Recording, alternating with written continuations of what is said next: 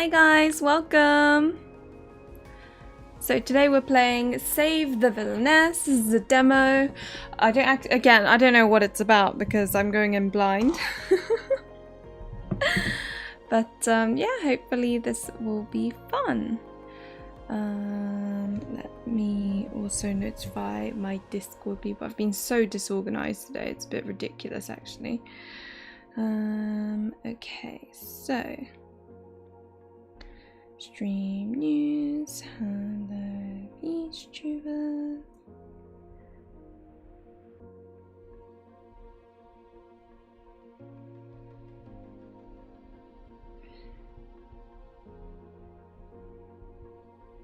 Save the Villainess.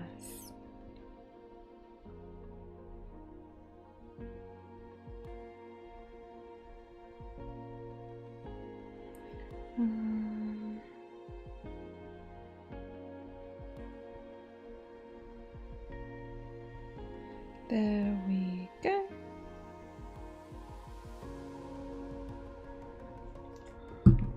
Okay, overheating now already. It's feeling a bit chilly as well. Right, so this is now wishlistable on Steam.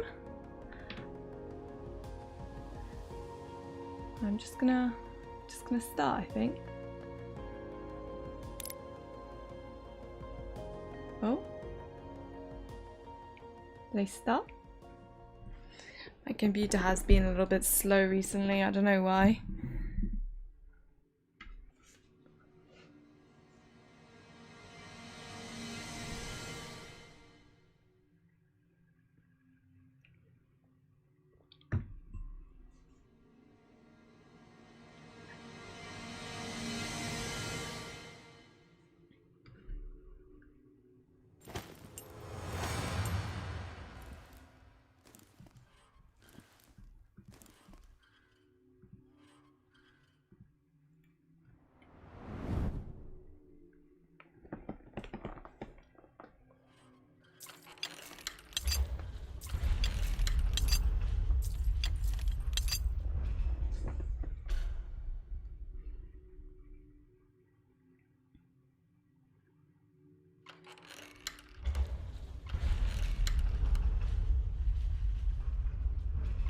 Lots of animation in this game.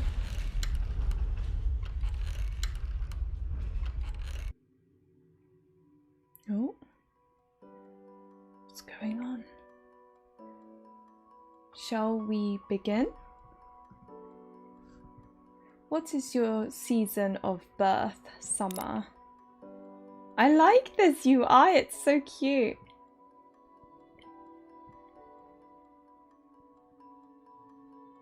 I was birthed in summer indeed.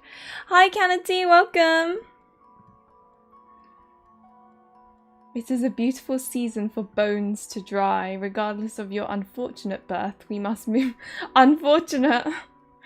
What is that? Do you feel that something is lacking? You would like some way to make this more about you? Very well, your tastes are the highest priority. What is your food of choice? No capitals or spaces allowed. I don't know. Food of choice.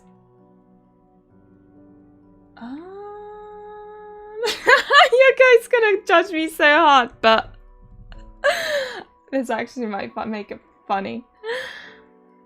We are playing a lot of demos recently. Yeah, I've been going through all the ones that I got an email for, so jelly. Oh, natto doesn't suit the aesthetic though, does it? I should go for something a bit more, you know, risotto. That's a bit more Western. I don't know. Oh, I'm just gonna go with pudding. I can't be like. I can't be asked, basically. We'll go with pudding.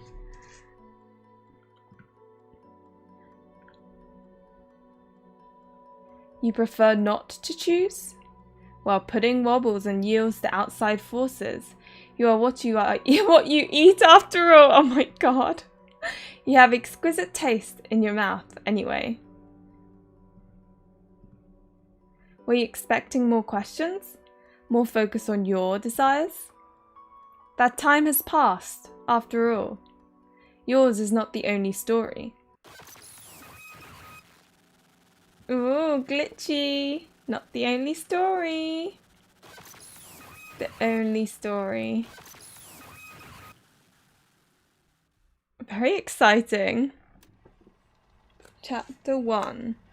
Wheel of Fortune.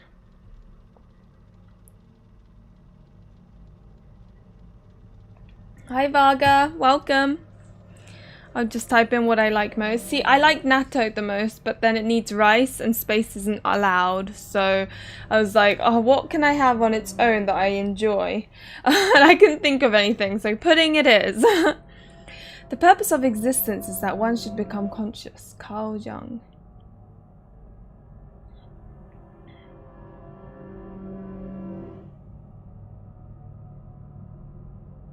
It gives off like almost horror vibes, you know?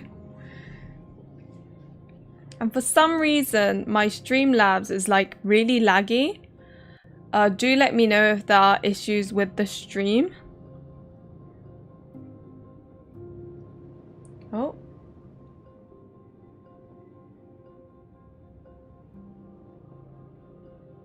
Is it crashing? Is it crashing? No.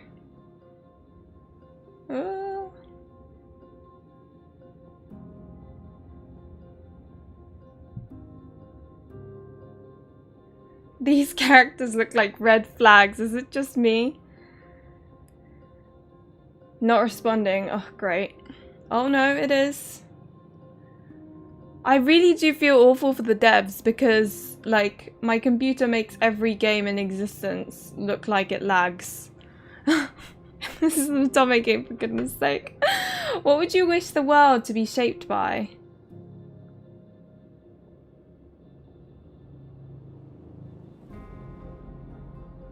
Collaboration. Justice, probably. Oh my god, what?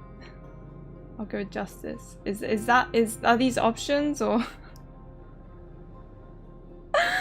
Why is it doing this? We need crowdfunding for new community. Hi Ravens, welcome. I'm just like screaming about the fact that my computer is can't even stream an Otome game without having issues. I really don't know why. Let me close some other windows. Close this one. You value correcting wrongs. I think it's this like misty stuff in the background. It's making my computer like freak out, if you know what I mean. Oh. Okay.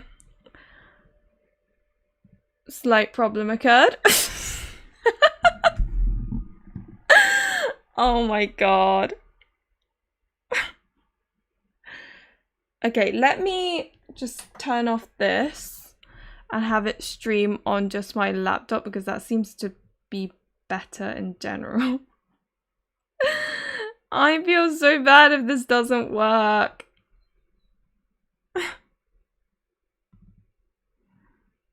That's what I meant to do.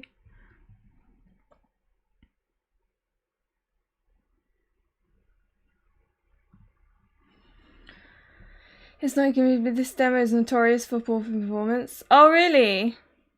Oh, okay. You're not supposed to need a high-end gaming PC to play me. I think it's they maybe got a bit ambitious with all the animation. I don't know. It looks so pretty, so I'm really sad that it's like crashing and stuff. Let me quickly, I think if it's slightly smaller, and then I can put it here.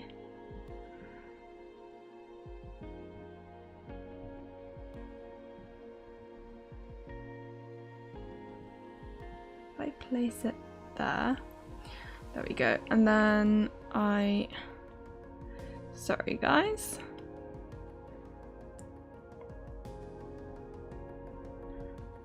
Okay.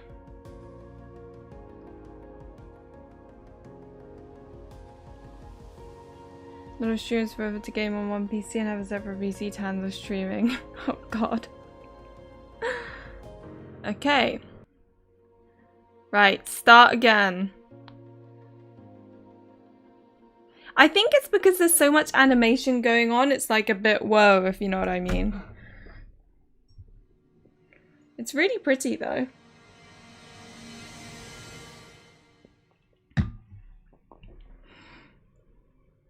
Okay, it's better now that I don't have my laptop connected to a monitor, I think.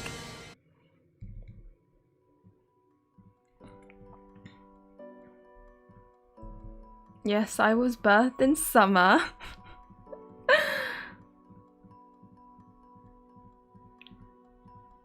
Yes, I'm going with pudding because I can't think of a food.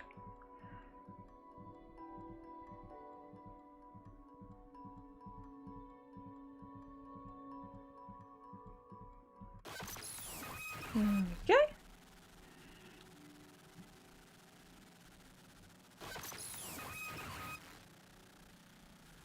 $144p.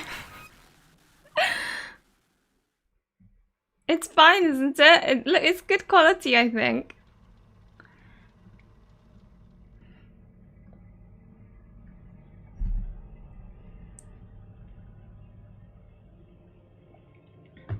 Okay, right, so we've got these handsome... the middle one is my type, personally, I think. What would you wish the world to be shaped by? And it's collaboration or justice. I think I'll go with justice. Correct wrongs. It is always interesting to see what is fixed by undoing harm and what is broken. Oh?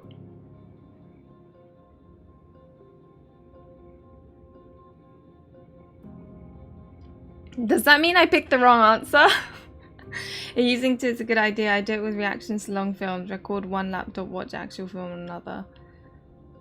Yeah. I don't have two computers, so it's kind of... yeah, it's not really an option for me, but... What do you do when faced with a challenging problem? Sleep and avoid it. I think if it's a tough problem, you're gonna have to create your own. That will always solve a problem if you have no restrictions, if you do not mind what other problems are created along the way.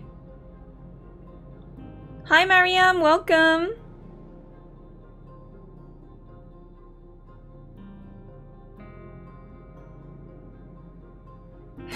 Varga, you're picking at it again. Which is more important to you?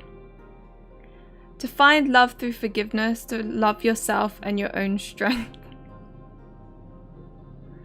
I don't know, I think that one. Loving and respecting yourself can help you overcome many trials. You need to love yourself before you can find love. Are you willing to extend that love and respect to others as well?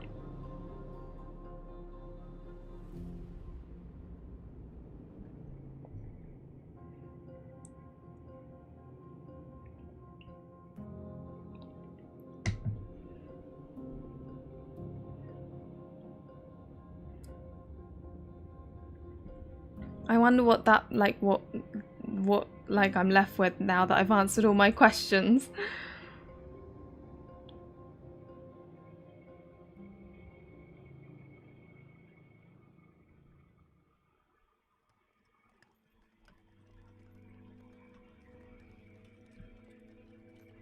I like that it's very dark. Where am I? Who am I? And why am I in a strangely moving carriage? A strangely moving carriage with comfortable seat cushions. Very comfortable seat cushions. No, I will not be distracted. Why do I not remember anything? After all, while I know that I sleep soundly, this entire situation is very strange. Hold on, I do remember something. I know that I sleep soundly. Unfortunately, that is not exactly the most useful knowledge to remember. Perhaps I can recall something else if I think deeply. What else do I remember? I know that I can catch fish with my amazing dancing skills, but this fact is not going to be useful to me right now. I have more immediately important things I need to remember. For one, what kind of person was I?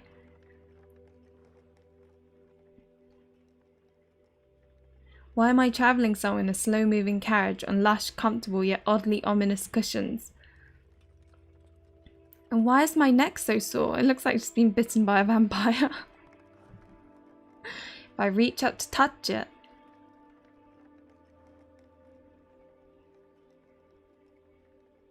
Oof. That's a lot of blood. No, I just have to die and be reincarnated in a new world and get an OP skill, and then maybe I have a chance for Raymond.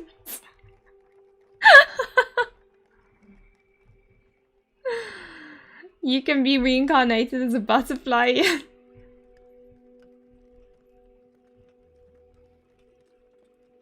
Sorry, what?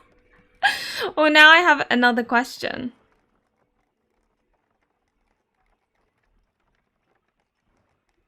Why is my hand covered in blood when I touch my neck?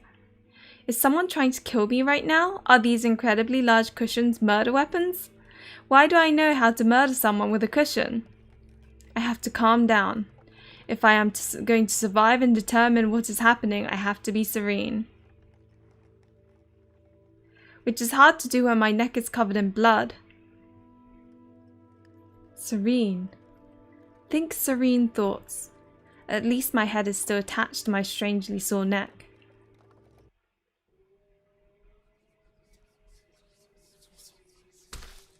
Oh God. Wait, what is this? It feels very like, I don't know, you're on drugs or something. Because apparently I know what it would be like to have my head not be attached to my neck. This is not helping my serenity.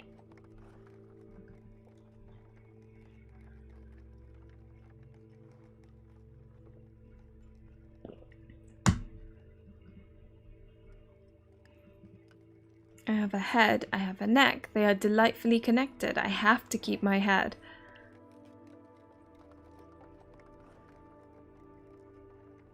Losing my head would be fatal, figuratively and literally.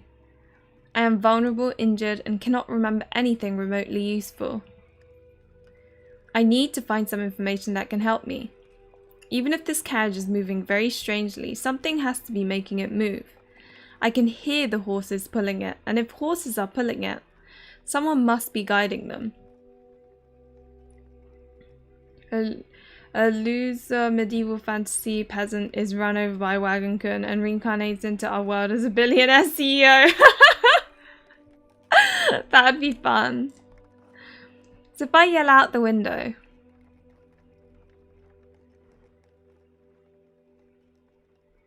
That is odd. The window does not appear to open.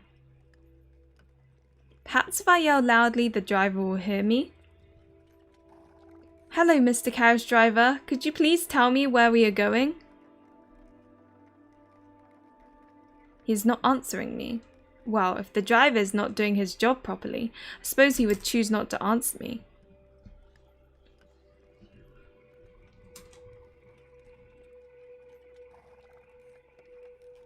So I have realised with my extensive memory of about 10 minutes, oh no. Oh, should I have done that? No, okay. If you want to get something done, do it yourself. So what should I investigate first? Oh, okay. Oh, you again. So you need a little additional assistance. One might even say help. As always, I live to serve. For certain definitions of serve and live. Capturing Hearts, a guide. The Villainess Survival Guide, an instruction manual.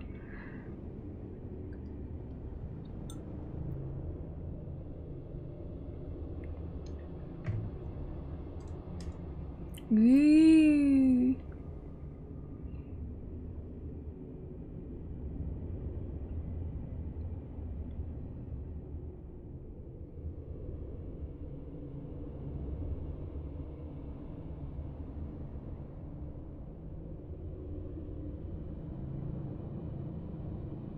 feel kind of almost dizzy looking at this. Oh. Congratulations, you have found yourself in possession of one villainess. In order to help your villainess succeed, you will need to know the following information. Okay. The moon represents nighttime. It is hard to see in the nighttime. Also, people are more likely to try to murder you.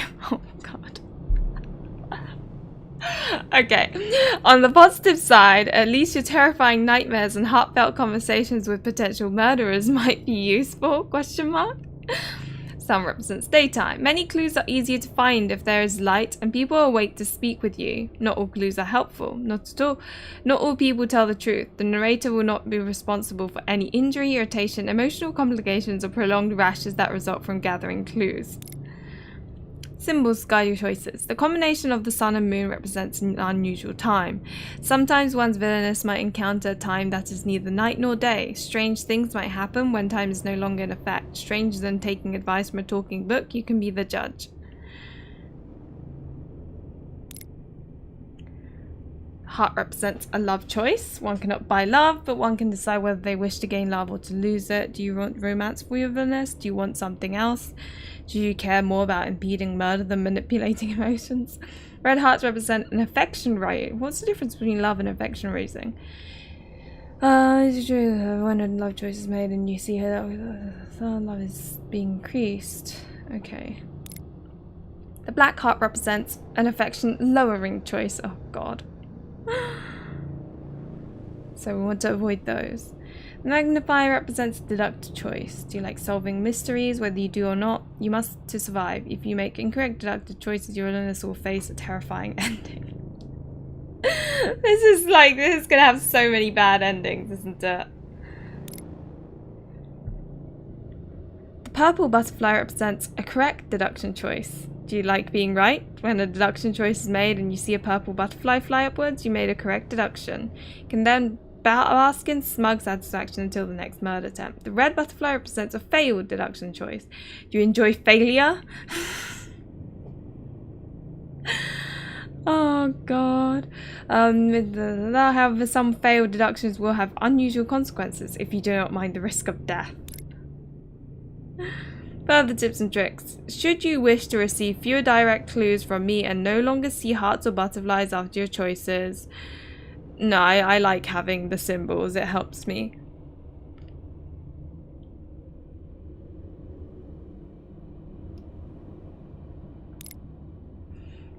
Okay.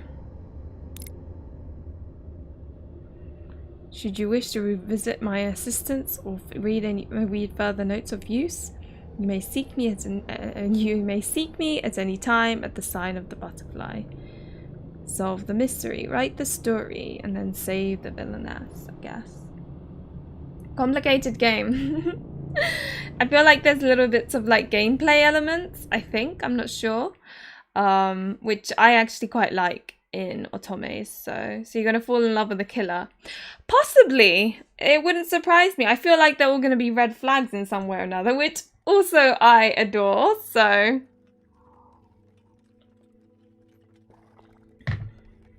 Wait, do you believe you already know it all?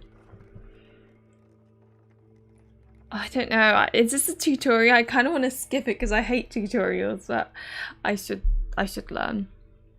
No, I wish to learn more about this world.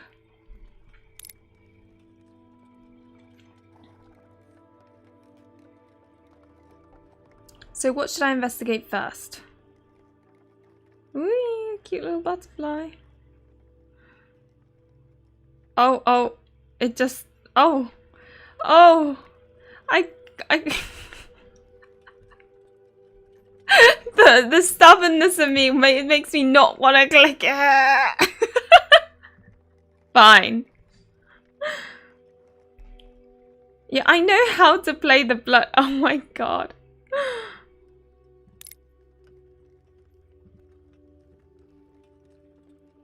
As you have wisely chosen, we will not proceed quite yet. Sometimes what seems familiar might not be as it appears. Your caution will serve you well. After all, I know that you do not yet understand one of your most important commands and duties. No, it is not the back command that I plan to provide instruction on. Stop highlighting it. Why do you want to learn about the back command? All the back command gives you is the power over time and space to go backwards and see what... Okay. I really should have skipped this. What did I think I was doing? It's a Otome game, for goodness sake. Of course I know how to play it. What have I done? Yes, I know how to save.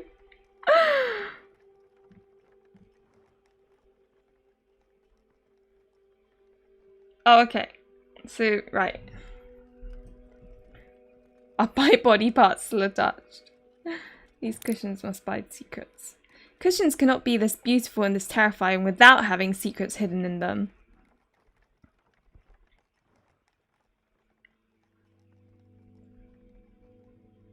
I will find everything you're hiding from me, even if I have to rip you apart by hand. Oh, okay. Very, very intense. Wait, what? What is going on? What is this?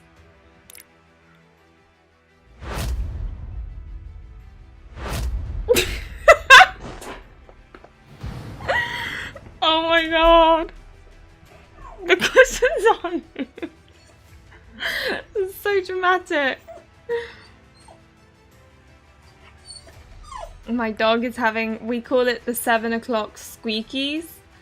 I feel like this isn't gonna work. Let's just wait. We call it the 7 o'clock squeakies, where if he wants, so we normally feed him. Now we started feeding him around 9, but we used to feed him around 8. Also, I completely missed that. But which means at 7 he starts squeaking. What just happened? I completely missed that. Let's wait again.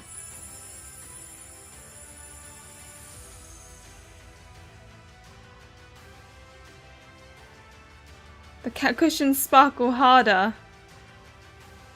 If I keep waiting, then maybe... I don't know what's going on. This is hilarious.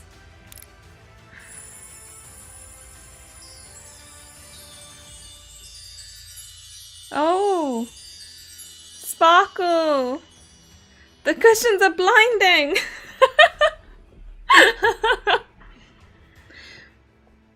But yeah, so around 7 o'clock, my dog starts, Did I get defeated by cushions?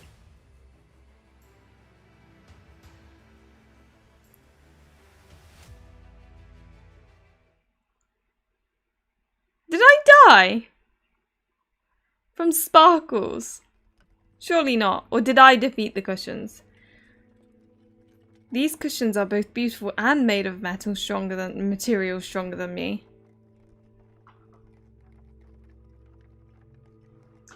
I feel like I didn't learn anything there. I've been defeated by cushions. Perhaps there is something I can learn from this experience. Wait, what's happening? These cushions must be wildly expensive, like this carriage. Its ornaments contain enough gold to fund a small nation. Whoever I am, I know when something is expensive, even though, based on my condition, I am not an expensive person. Therefore, this is not my beautiful carriage. This is not my beautiful ride. Yes, MC is on an acid trip. I know, I'm like so confused. This carriage belongs to a wealthy owner, someone I do not remember taking me to a place I do not know. Yet why would this owner of this expensive carriage want to provide comfort to me?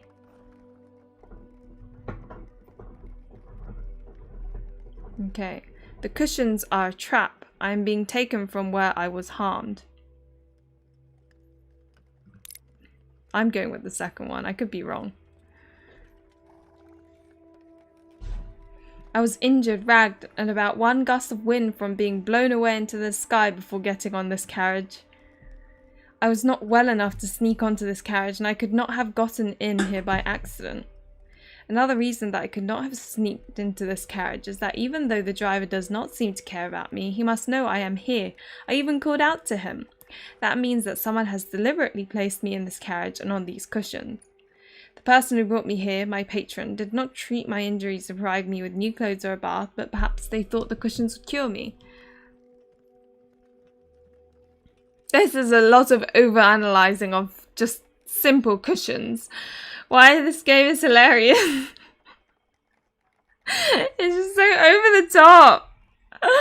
Oh my god.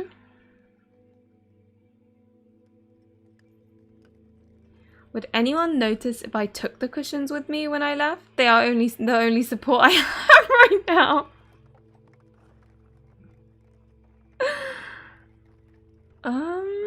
So what should I investigate?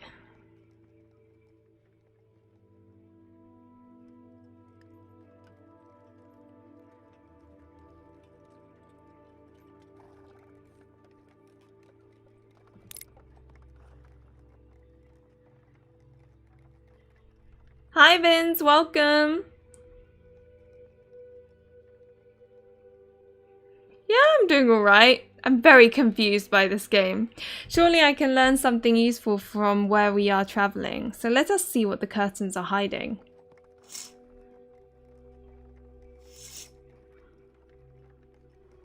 Fireflies.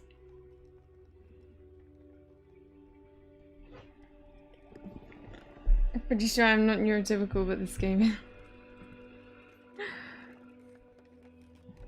Ah, that's fair. Well, thank you for popping by. Hopefully your workout session is good. Opening the curtains and staring out the side window was not my most useful idea. There are many trees, but even with those strange flickering lights, it is too foggy and dark to see much of anything else, including the front of the carriage.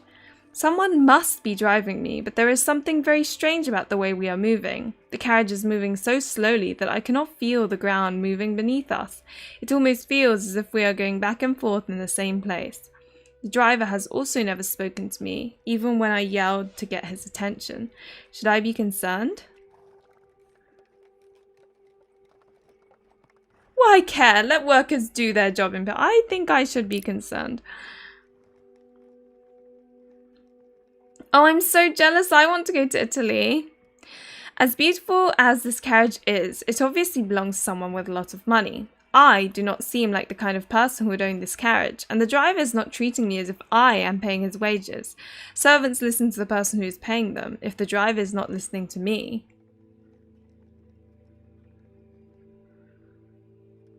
Losing weight before the big day. Fair. Yeah, that's fair. He might not have my best interests in mind.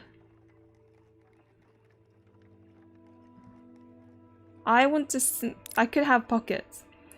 Well, I would definitely not be able to find anything in my pockets. Why not? Oh, okay, it's all ripped. Fair.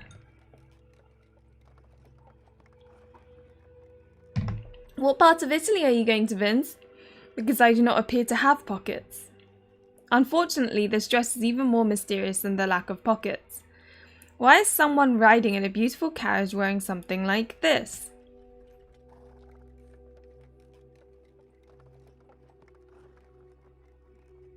The biggest mystery is, how did I not become naked trying to walk in this outfit?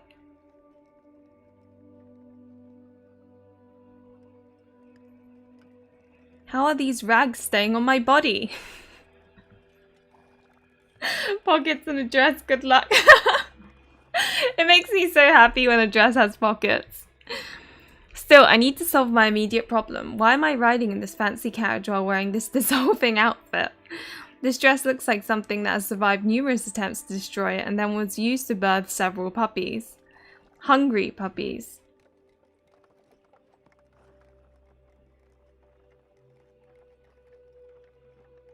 My head also hurts. Was I in this dress while it was attacked by hungry puppies? Was that something from one of the books I used to read? So apparently I read. That is probably useful to know. In fact, this dress looks like something a beggar from a book would wear. No, it does not. It does not. It just looks like a really expensive dress that got wrecked. Yes, MC asking all the right questions. Oh no, it's not responding. Oh, okay, it's back.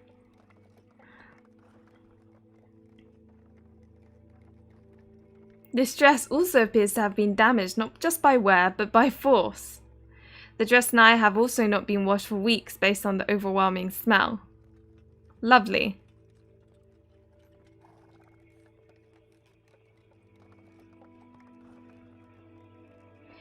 If I am in this fancy carriage, why could I not change out of this ragged dress? What happened to me?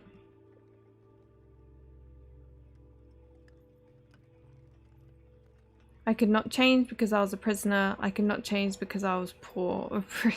Prisoner, I think. I mean, look how pretty it is.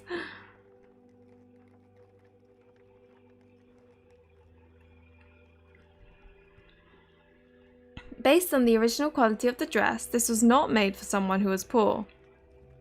This was a dress made for a wealthy woman. Why is it in such terrible condition? Was I kept in a place where I could not clean myself and change into something else? A place like a prison? I certainly feel tired and hurt enough to have been imprisoned. Hopefully I'm not being moved from one prison to another. Even more importantly, I hope that wherever this carriage is going, they will allow me to wash myself and my dress. Although I am not sure either of us will survive water at this point. So what should I investigate? Okay, we've done that. We've done... Have I really looked at my hands? Let's look at hands then. Sorry, give me a moment. I was messaging my boyfriend just to double check. Okay, he says I can feed him whenever. I'm trying to stick to the routine of feeding him at like a later time though, so that in the morning he's not as hungry and doesn't get up at ridiculous o'clock.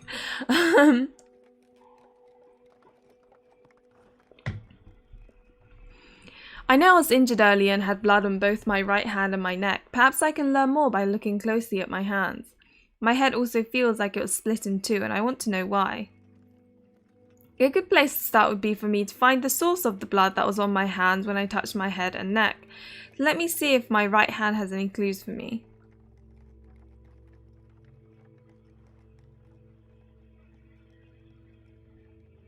I think there's just so much overthinking going on, if that makes sense. This does not make any sense. There was blood on my hand. I know there was.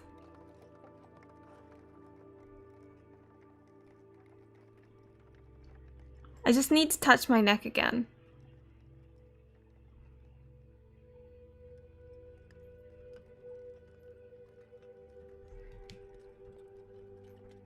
This is bizarre.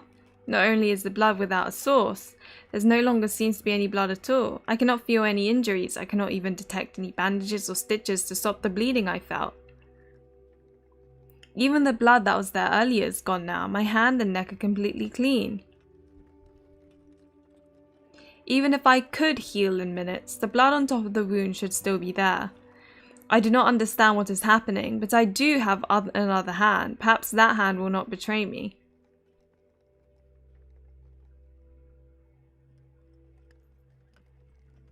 So what does my left hand have to offer?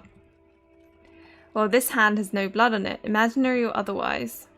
I have neither calluses nor scarring. I feel like I'm investigating a dead body in like LA Noire or something. Oh dear, except it's like the character that's alive.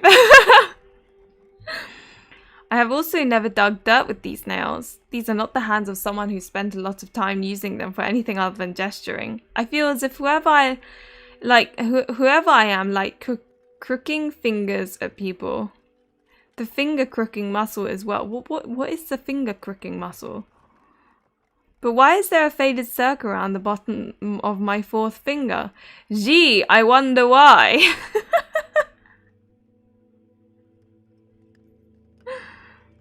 An engagement ring, perhaps?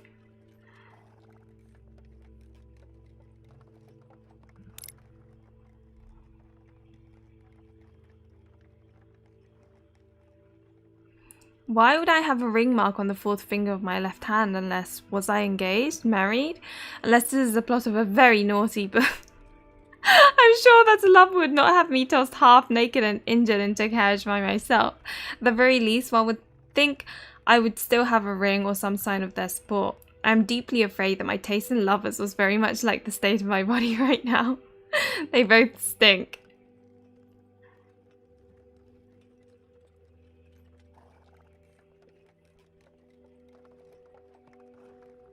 I feel like it's too broad of a description, and I understand why she examines details. She tried to understand what.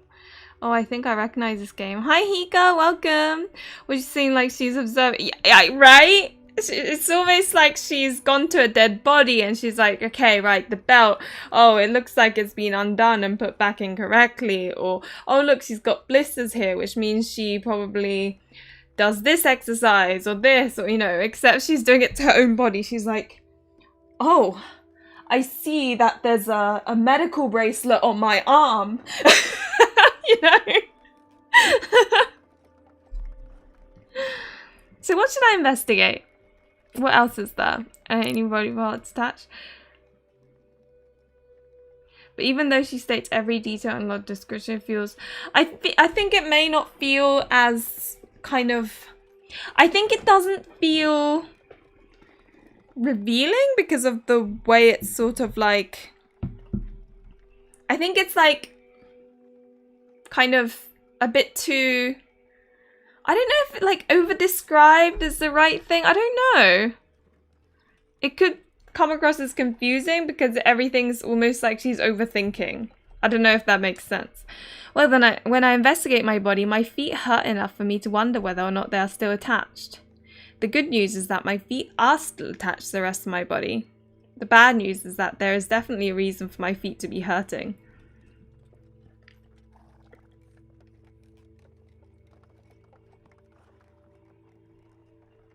Did she just jump on the cushions?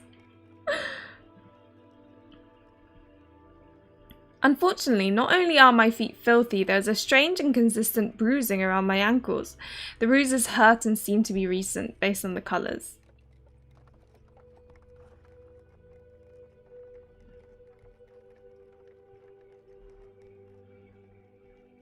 How did I get a ring of bruises around my ankles?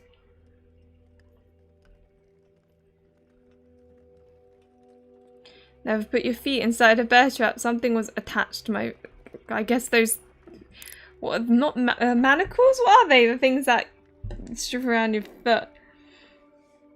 Yeah, she was changed in the dungeons. Yeah, no, definitely. So she's a wealthy lady who's put in dungeons for some reason. No matter how hard I grip my ankles, I could not possibly create this kind of damage. This looks like something was attached to my ankles. Something that was heavy and hard enough to badly bruise them.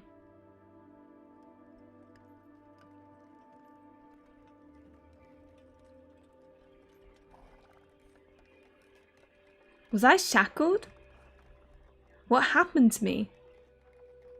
More importantly, how did someone with heavy shackles on their ankles manage to get out of those shackles? So what would be the one job I could have that would allow me to be in and out of shackles regularly? If I am a failed magician, I'm going to be very angry.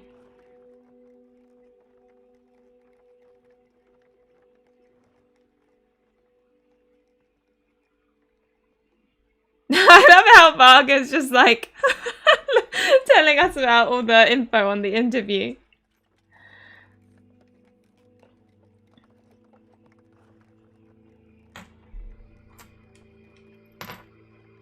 Mark, oh my god. So what should I investigate? What I always struggle to understand is how can you truly compare how someone who is neurodivergent thinks compared to someone who is neurotypical when you can't be both at the same time? And to be quite honest, truthfully speaking, you need to experience both positions to be able to truly compare. I don't know if I'm making sense. Like I don't know what I am. I'm probably neurotypical. I will never understand someone who is neurodivergent, like not literally. Like that someone could explain it to me and then I can understand. But I wouldn't ever be able to be in their shoes. Like, you know, and they would never truly understand me because you can't be the same, like both of them. I don't know if I'm making any sense. So I always wonder, like, because everyone's experiences are different, you can't really, like, compare. I don't know. Like, how do you know that's what it's like? I feel like more confusing and have finding clean scenes, like, for example, at first she was like, my dress is not nice enough to ride this carriage, but later admits that it's a rich person dress. Yeah.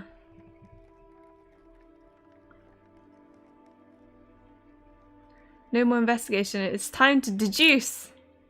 I do like the investigation portions, though. I have realised. No more choices for you. I've learned my lessons. Left to your own devices, you'll choose to fight cushions. I must find a way to convince you to make better choices.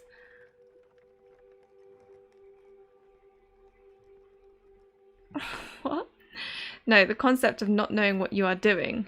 Do you understand what this is? This is a lock. Lock! What does a lock do? Yes, it locks. In this case, one of your options is lock. Because of your previous terrible choices, the path that would proceed to a better future is close to you. Should you make clever choices, or rather if the villainess makes clever choices, a better path will be unlocked and available. Okay. As I said, it's too broad of a statement. Yeah, that's true. You could be like autistic, or you could be I mean, technically, I guess I am neurodivergent because I've got epilepsy, but like, when I think of neurodivergent, I think of people who think differently, not has something dodgy with their brain. That makes sense. In a world of many possibilities, there are some things you can only learn when all the hope is lost. Will you lock yourself to the story you most want to hear, or can you open yourself to the truth? I've realised.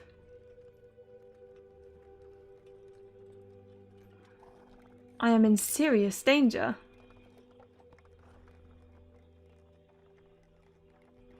While I might not remember my name, I certainly remember power. Unfortunately, I also know that I currently have none.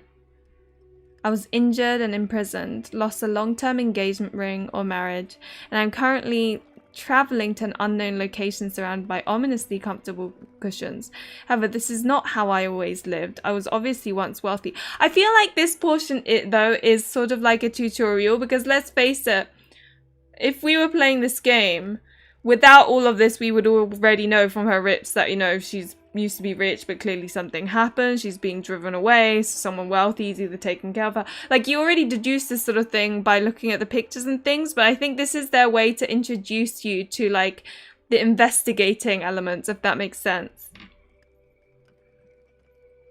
I bet every single person thinks differently, as my mum told me normal doesn't exist. Yeah.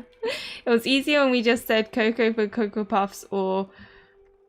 Oh my god, Varga, what is... I've never even heard this Cocoa Puffs one.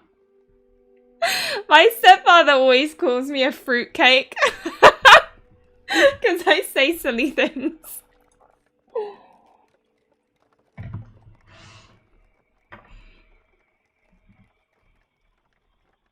My clothes are only still attached to my body because they were made of fine, expensive material. How else could they survive both prison and hungry puppies?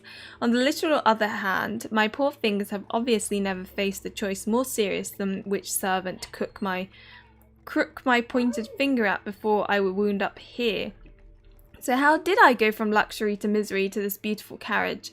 After using my investigative genius, I can safely say it is because I used to be someone with wealth and spectacular taste in lace. Yet I was somehow imprisoned by powerful enemies, possibly because they were offended by my sense of style. However, someone with even more power and a greater respect for lacework rescued me out of prison and placed me in their expensive carriage. This is information I can use to survive. Or at least I could use this information if I was not trapped on a carriage ride to nowhere with a driver who refuses to speak to me. I just need a moment to think.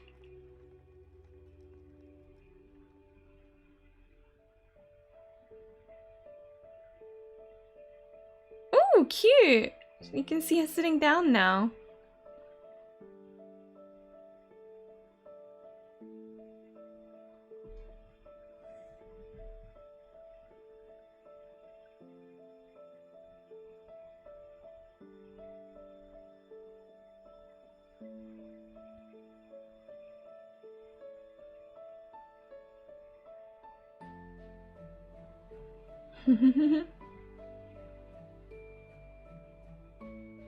She looks so pretty there.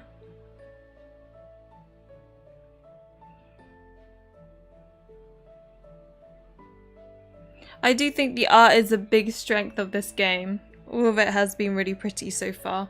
And I do like the darker elements in the game, so I guess we'll see. Because that part is probably more like a tutorial than anything. Hi Nai, welcome! Wonder if she is a villainess. Are there MC and Lalai that imprison her? Yeah! I wonder.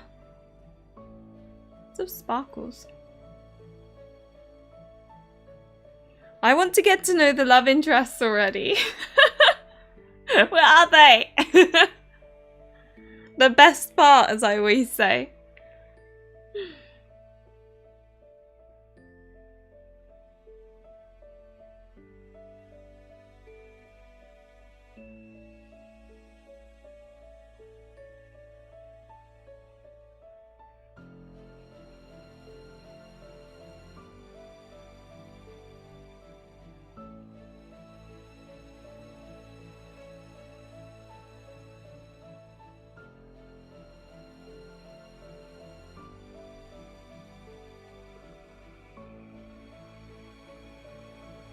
I thought dudes in the intro were love interests. I think they are. And I like the blonde one the most. He looks like he's gonna be a red flag. I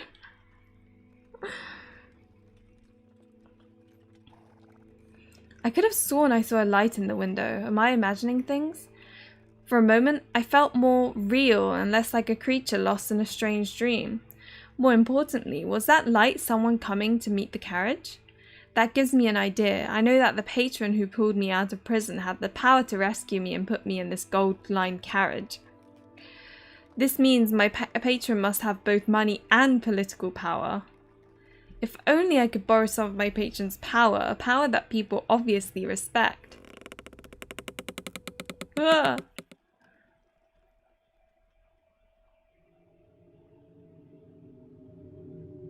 You will get to meet all their love interests in the demo. Okay, cool. I'm glad to hear that. Is the carriage stopping? I have a bad feeling about what the driver is planning to do by stopping in the middle of nowhere with no destination in sight. I have no way to protect myself with my dissolving dress and unmovable yet ominous cushion, so I will have to find some other kind of power. With apologies to the revolution, I am going to have to use the most ancient path to power. Name dropping the most powerful person I know. Thank goodness you are here, Mr. Driver. I'm glad you came to speak to me about speeding up the pace of our journey. After all, when I look out the window, I can see the light of my patron ahead. My patron is obviously impatient with how slowly we are travelling. At this rate, my patron will be here before you even reach the front of the carriage again, and that would be unfortunate for you. If you do not drive me to where I am meant to go immediately, I am worried that my patron might be upset with you. After all, I do not wish any harm to come to you. Power to the workers who make the country and this carriage run.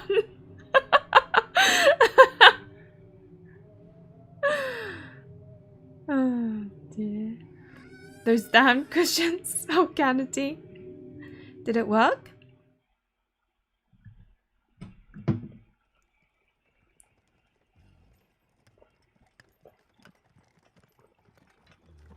I knew name-dropping the owner of the carriage was the way to survive. The rights of the working class are very important, but sometimes you need to have the power to purchase large carriages to make things happen. Finally, I am getting somewhere. Perhaps this time I shall even remain conscious.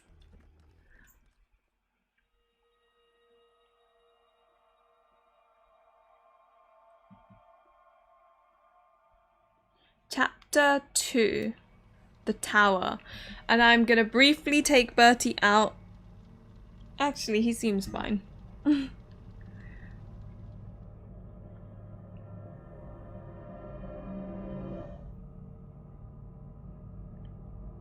How many chapters is the demo? I wonder.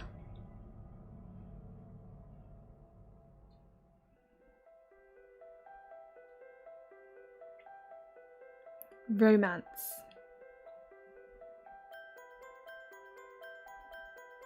Love.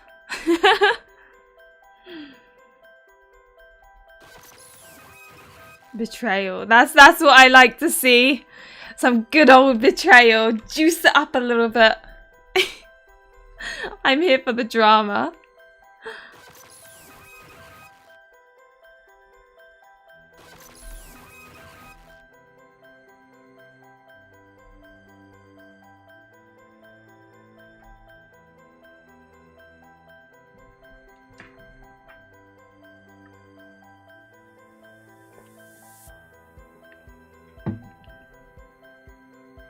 There are so many stories that can take you on journeys to your dreams and nightmares. You imagine yourself the heroine in every one of them.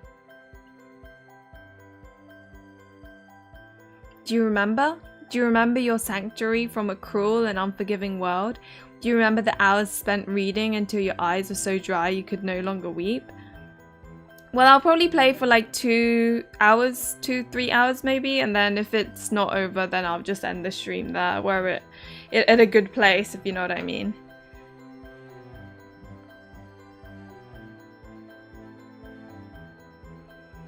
So many charming stories featuring swooning sweethearts who could overcome all obstacles to their love. You have spent countless hours with perfect princes, icy northern dukes, and charming childhood friends. But it is easy enough to leave a story hanging. Can you do the same with your own life? Can you walk away when you are trapped in the story? Oh, I love a good, like, creepy, dark sort of imagery. You may not have realised, but you are trapped in the tale you once knew well, the power to write your own story. What would you want for yourself? Power, love, or something else entirely? Damn, not a 24-hour stream this time. I could never do a 24-hour stream. So I see Northern Duke is my love interest.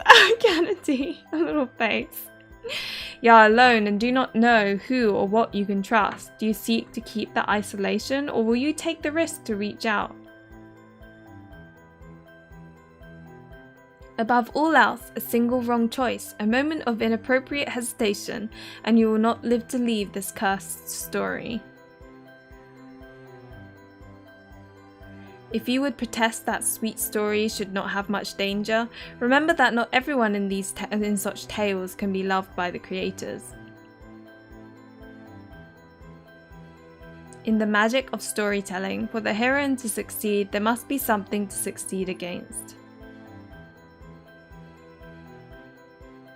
If there is a heroine, there must also be a villain or a villainess. However, the devil is in the details. All hope is not lost. Perhaps you can shine a light on what is wrong with this world. What is the balance between your sins and your glory? Trust your judgment or be weighed as undeserving. Feeling like dizzy, you know, because it's like spinning around and stuff. Shall we remember the tale you have forgotten? Shall it end as it began? The story awaits.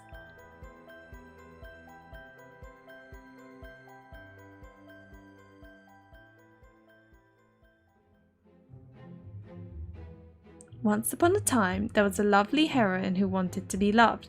Her golden locks and deep blue eyes showed that she was worthy of the kind of devotion that can only be found in dreams. Though she was but a commoner in a land of noble magicians, her power and beauty made her a flower rising out of the filth of her birth. All those who knew this heroine told her how special she was, and that she was destined to find love with one as special as herself. Yet her beloved was engaged to a wicked noblewoman. Could the heroine capture her beloved's heart and win their happily ever after? First, the heroine had to overcome the most terrifying of opponents, her beloved's fiancé. Oh, okay, so that's the villainess.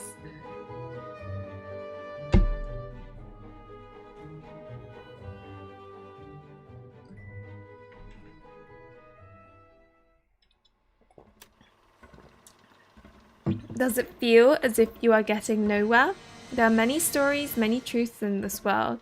This is the one you need to know now. Lady Jane Neville. Who would have thought? She deserves it for harassing that poor commoner. Oh no, we're hated by everyone. She deserves it for conspiring against the kingdom. She deserves it for pretending she was anything special.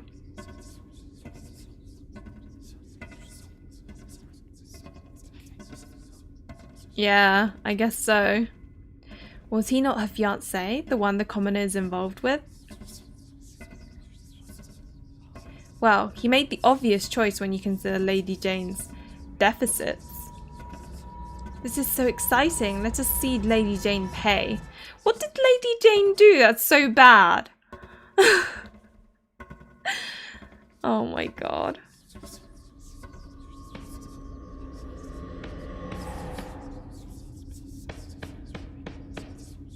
Order! I will have order in this court. I feel like there was an otome jam that has something to do with villainesses or being isekai'd, and Villainess maybe was like the, I don't know, good choice or something. I can't remember, but I do remember the theme of the otome, or like the otome jam thing. I don't know what the theme was, but I'm presiding over this trial and I will have order. So what has Lady Jane done wrong? Lady Jane Neville, you stand accused of harassing a promising and productive citizen of the great kingdom of Carcosa. Do you believe yourself to be above the law? Do you understand the seriousness of your situation? You have no defenders, there are no supporters to speak for you, and your own fiancé has... If I might interrupt, not until the verdict is pronounced. This is an impartial court. Lady Jane must be sentenced to execute. I insist. As the fiancé of Lady Jane Neville, I invoke my legal right to speak to her fate. Proceed. Does the court truly wish to make such a quick decision on her fate? To truly reflect on and understand her actions, she must be removed from this situation. I call for exile.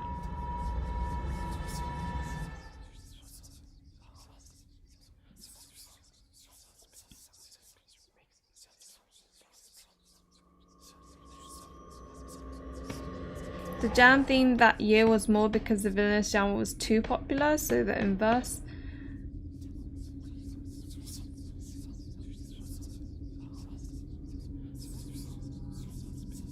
Wait, so what was the jam theme that year? I can't remember. Order! I will have order! By its right and laws of Carcosa, the fiancé of Lady Jane Neville has determined her sentence. And I am really worried that Bertie's like off peeing somewhere, so be right back. Give me a moment.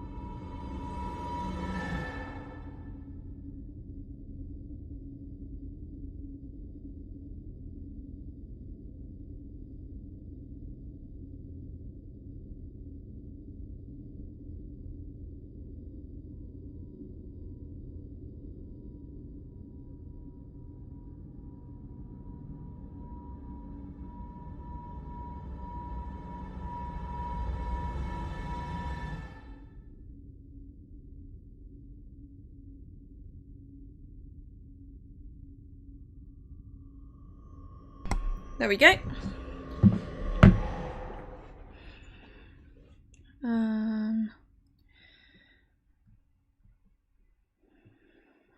Like looking through the chat now.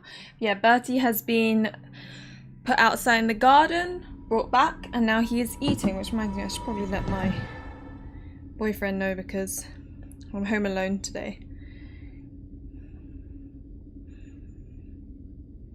There we go.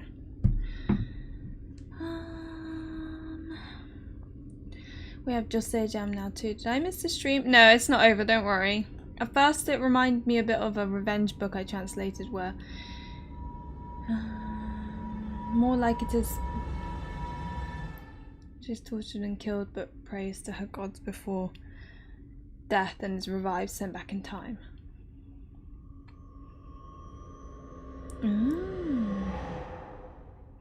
I've probably read way too many Villainess stories.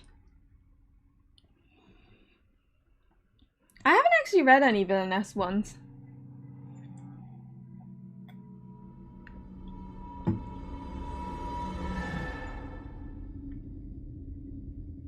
Music and lack of Lily in the cam is kind of eerie. Well, I am back now, so it should we're all cheerful again. Lady Jane Neville is hereby condemned to exile. So all this time, you were the one who planned this.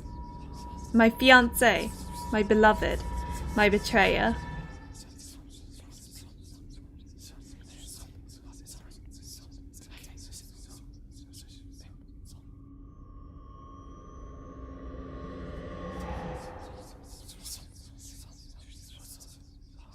Exile for one without support is the same as execute. Shaking!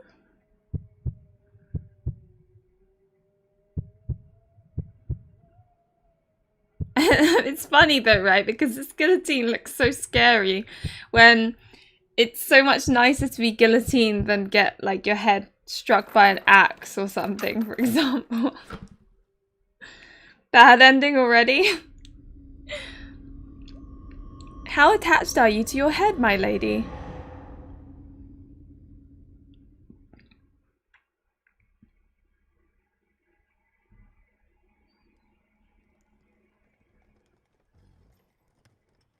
What in the name of bad romance authors was that? I think I just barely survived a potential murder attempt from my silent carriage driver. Was that murder attempt connected to my dream? My dream that I became the villainess in a terrible romance novel that I do not remember reading? That would explain why I'm a rag-covered amnesiac who has a strong understanding of guillotines. Obviously, a brilliant woman like me would normally play the role of the heroine, but someone must have decided that the villainess could use my investigative genius. This all means that I am currently trapped in the body of Lady Jane Neville, a woman whose name has evil written right into it. So if I want to survive, I must use my investigative genius to determine who wants to get rid of Lady Jane. Is everybody an answer? However, if that dream is true, then Lady Jane was mostly loathed by the heroine and Lady Jane's fiancé for being in the way of their romance. I call for exile. Based on that dream, Lady Jane's fiancé obviously wanted her to die miserably in exile, only to have his plans foiled by a patron who broke Lady Jane out of prison. Who are these people? How could a high-ranking noblewoman like Lady Jane Neville be in prison for bullying in the first place? Who cares? The important thing is that I find a way to survive this bad romance, once I remember who my allies and my enemies are.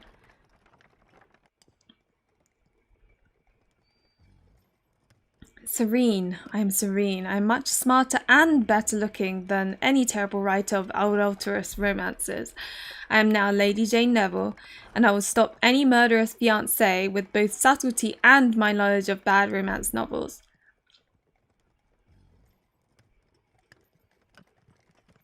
I just need to get out of this carriage first.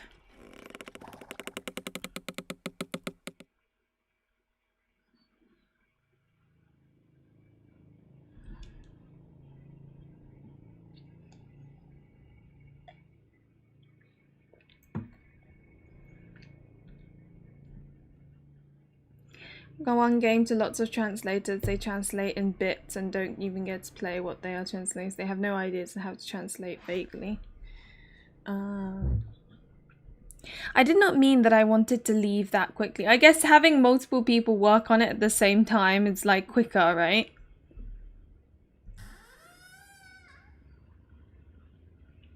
Am I meant to leave here?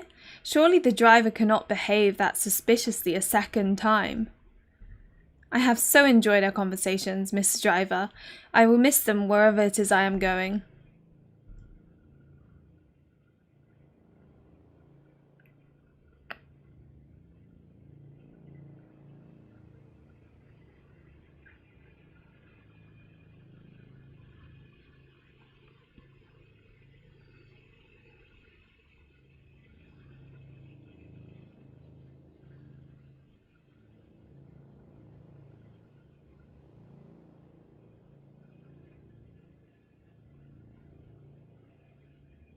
Oh, she's walking in the bushes.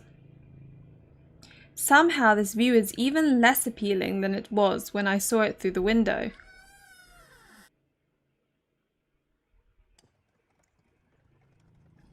Wait, are you planning to leave me here?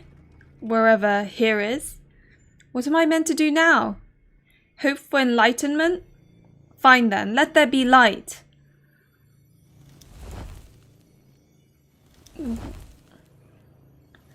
Lots of little lanterns.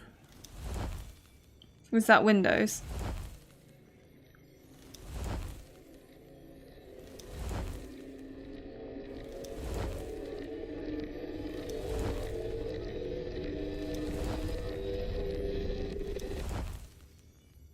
Ooh, pretty house.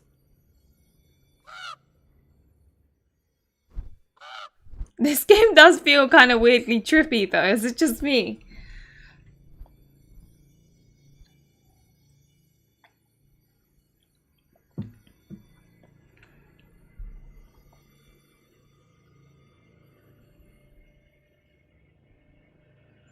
Well, that was not at all ominous.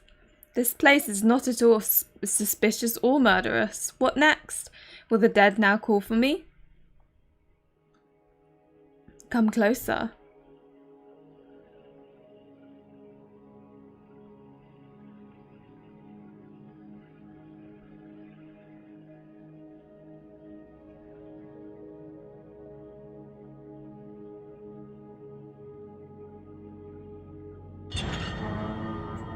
Ooh, pretty. Why is he not a love interest? Because I'm guessing there's only 3.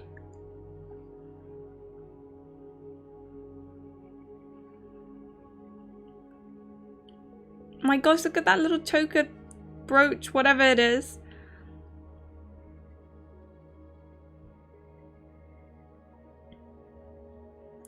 Ah, that is much better. I've been waiting for you, Lady Jane Neville.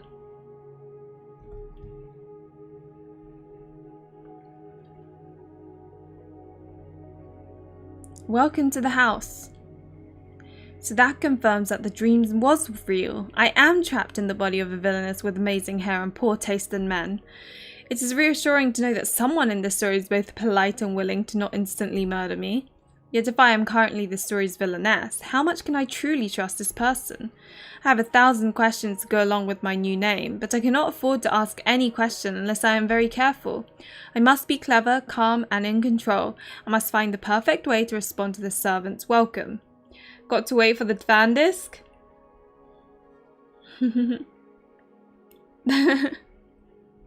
That's the butler. I've gotta have a butler route. It's technically impossible yet unless you have some twisted way of adding money to your Steam wallet, and some games you can't even see in Steam in Russian. That's crazy! Servant is a love interest? Okay. Okay, cool. This is a lovely house. Do people often survive the night here? Yes, for certain definitions of survive. That is very comforting. If by comforting I mean afraid this is yet another person out to murder me for Lady Jane's past villainy, maybe I should see if I can subtly learn their identity. I assume we will be spending some time together. What should I call you that will not make you want to murder me? I am they who serves. I assume you do not want me to call for they who serves when I am trying to survive the night here. If you are unable to translate serve into a name, servant will serve both of us. It's because of the invasion of Ukraine, so Steam blocked Russia, right? Maybe clever is an impossible goal for me right now.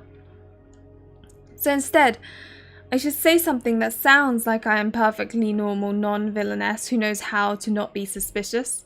If this person is dressed as a servant and I am supposed to be a noble lady, I should say, time is too important to waste. Am I allowed to rest? Time is too important to rest. So far, I have not been murdered. I would like to continue surviving by asking smart questions and being led to a safe bed. I look forward to you providing me with both answers and pillows. I admire your commitment to knowledge and pillows. What is her obsession with pillows? Of course, one of these things is more likely to strangle you in your sleep. My pillows will strangle me in my sleep? Not if you have a sufficient knowledge.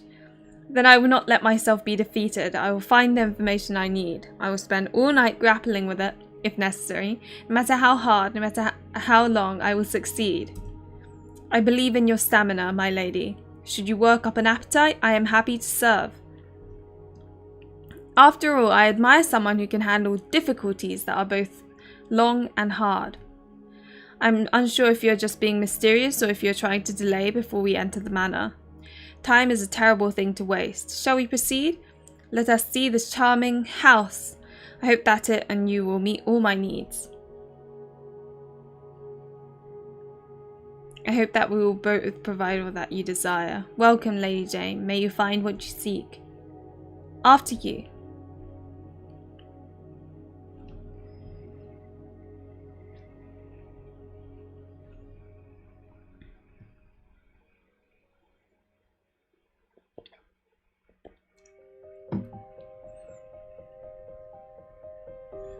That's nuts about, like, the way things are in Russia right now. The fact that you can't just buy things and all of that, you know?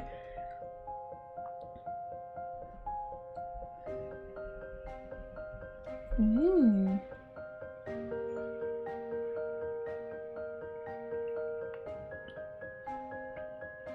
Apparently the butler is a love interest.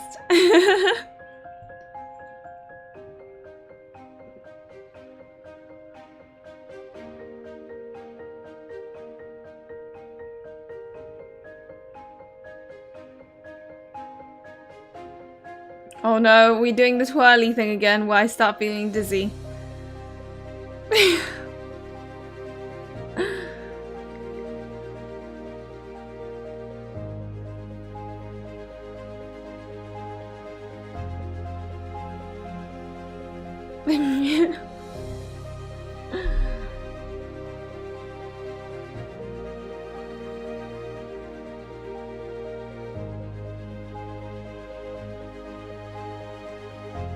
Yeah, that is weird if percentage isn't paid to your government.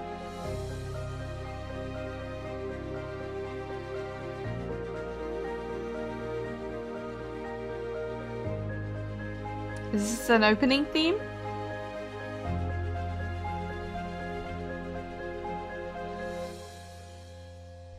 Yeah, I like it as well. I like the melancholic sort of kind of sad tone to music.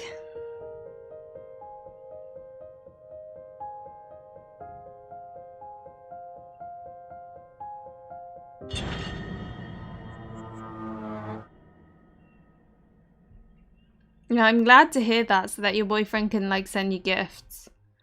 It's like a loophole almost. You startled me. People come and go so quickly around here.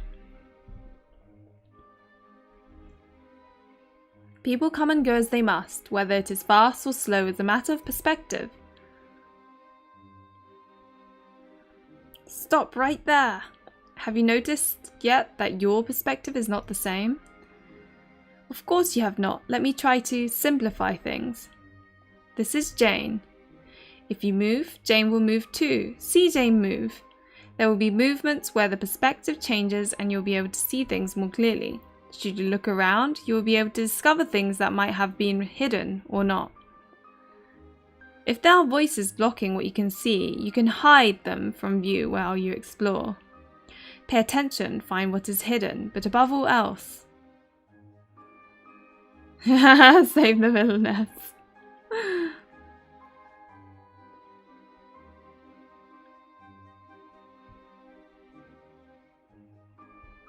Is there any Russian-based digital game distribution platform downloading by... Oh, Kennedy.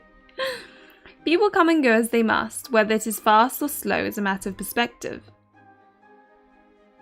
What is that little thing in the corner there? What is that? Oh. I didn't know I could... What the hell is that? I don't like it. I normally like axolotls, but this one's creepy. Much like time. Obviously, I would not be speeding to my bedroom to rest if I cannot stop going around in circles, both literally and figuratively. So what can I say to move things forward? So this is the house? The house?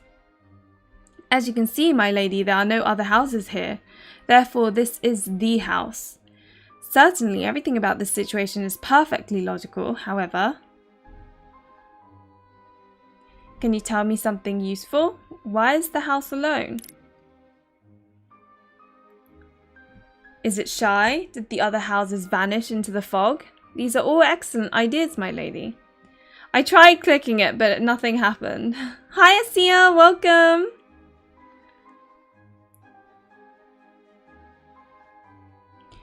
These are all excellent ideas, my lady. None of them are correct, but the ideas are excellent. Ideas are precisely here, my lady. Should you keep several spare ideas at all times, you will be well rewarded. I have no idea what I know or do not know at this point. I need to find some information that will help me stay safe while living as Lady Jane Neville. I also need to find a way to earn this servant's trust so that they will support me against my murderous former fiancé. Maybe subtle flattery might help convince them to support me. This is a very lovely house that obviously does not always kill people under mysterious circumstances. Yes, I have said as much. I wish more people would appreciate the beauty of hardwood. Well, I appreciate hardwood. I can definitely look around and see how wonderful this house is.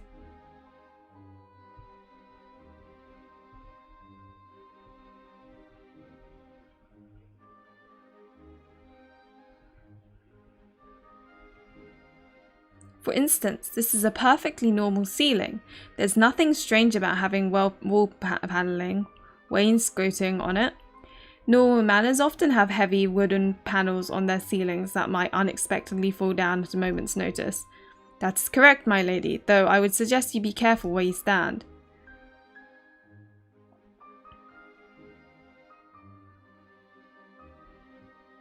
Why? Is that the secret of the house? Does it destroy people by dropping unexpected wainscoting from the ceiling? That is mostly a matter of timing, and time is always relative. For all that servant speaks of time being relative, I feel that it is running out for me. So what can I do to extend the clock and learn what I need in order to protect myself? Perhaps I will learn more if I subtly show servant I am trustworthy.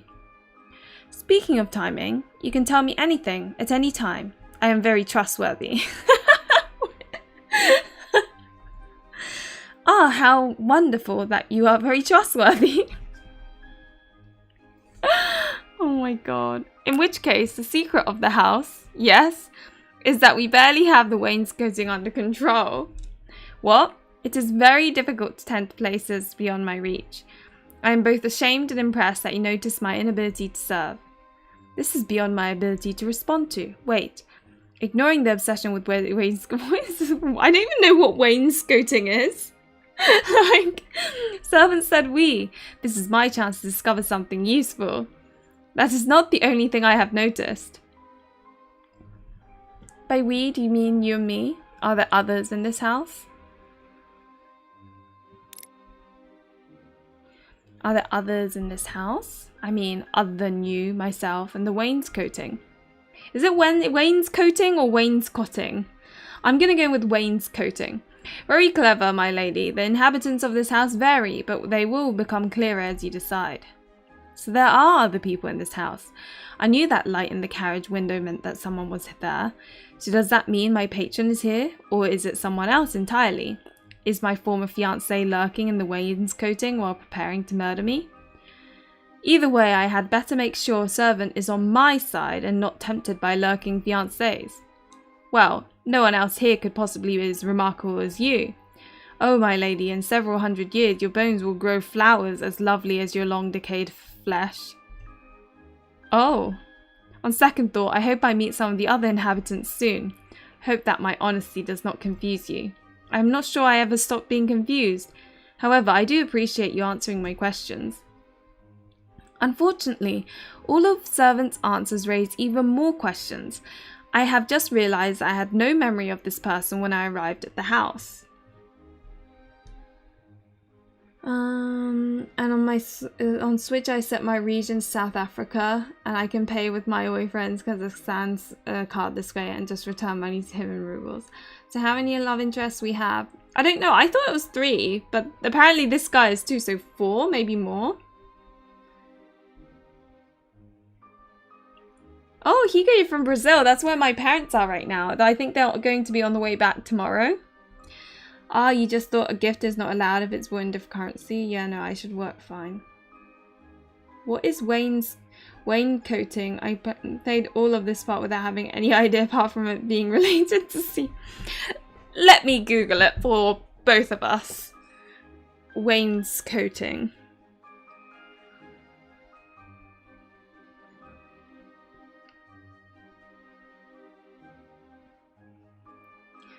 An area of wooden panelling on the lower part of the walls of a room.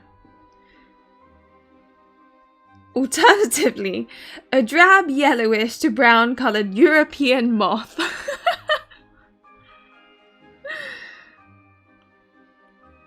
Basically the ceiling. The like wooden panels.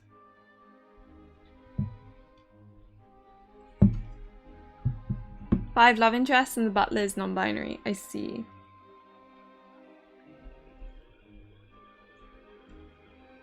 Unfortunately, all of servants' answers raise even more questions. I have just realised that I had no memory of this person when I arrived at the house. I just knew that they were a servant and treated them accordingly. When they called me a lady, it felt natural to give them orders. Yet who was servant in the original novel? Was servant someone important to the tale, or just one of the unnamed background characters? Surely, even if I was Lady Jane and could remember her past, Lady Jane could be forgiven for not remembering the name of a single servant, no matter how familiar they are with me. Unless they were her childhood nanny, her very young-looking childhood nanny. So, on a completely unrelated note, how do you feel about babies? What? Where did that even come from? They eat almost as voraciously as rats at a corpse. This conversation is just like, I don't know what's going on. I no longer want to know if servant was Lady Jane's childhood nanny. I appreciate your colourful descriptions. Do you know what else I would appreciate? The secret to controlling ominous cushions? No! Well, yes, actually, but I would like to first get some sleep. Surely there must be some place in this house that is not covered in wainscoting. Well, surely there must be some place in this house that has a bed tucked in between the wains. How can there be beds between wainscoting? I thought that was ceilings. In that case, there is a room that might be of you. And don't worry, Varga, I do remember that I have your Just Say Jam game that I still need to stream. I've just obviously been prioritizing the ones that have had like Kickstarter campaigns and things like that. It's kind of tough juggling everything, I'm not gonna lie. But I haven't forgotten it, is what I'm saying. In that case, there is a room that might be of use to you. At this point, if it is full of neither wainscoting nor ominous cushions, I want you to lead me to it. I live to serve. Shall we indulge your taste now, my lady?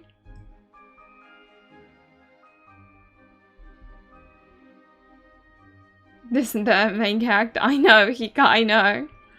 I'm definitely ready for something to taste.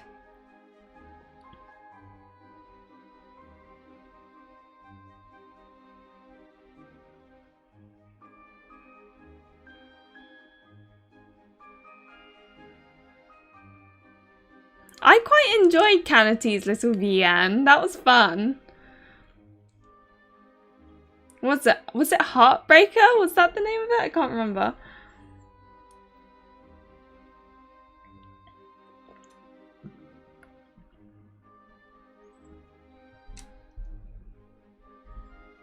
Oh. Nearly there, my lady. For some definitions of nearly and there. It feels as if there should be many more rooms on this side of the manor, yet there is only one door. This does not match the windows I saw from the outside. Even the lights I saw from the outside did not match the lights inside. Then once I came inside, those candles slowly lit up by themselves. However, at this point, I will be grateful if there is not a giant pit I must cross to reach a bed. Is this the bedroom where I will be staying? Of course, unless you prefer the hallway. Pardon me? Well, it is a beautiful hallway. You are welcome to stay in it as long as you like. So long as you don't mind what comes out of the wallpaper when you close your eyes. Serene. I am serene. Ah, serenity. I wonder what that feels like. Oh, me too. I'm so confused by a lot of the conversations going on here. Oh, dear. My VN, yes, Heartbreak. Yeah, I really liked Heartbreak, Canity. Yeah, no, that's fair. It's hard to juggle hobbies. Thanks, Beach, but it's not my game though. I just did the programming, a lot of staging. Yeah, but you know what I mean. When I say someone's game, I mean like they worked on it, basically. Because everyone needs to be there for it to work, if you know what I mean.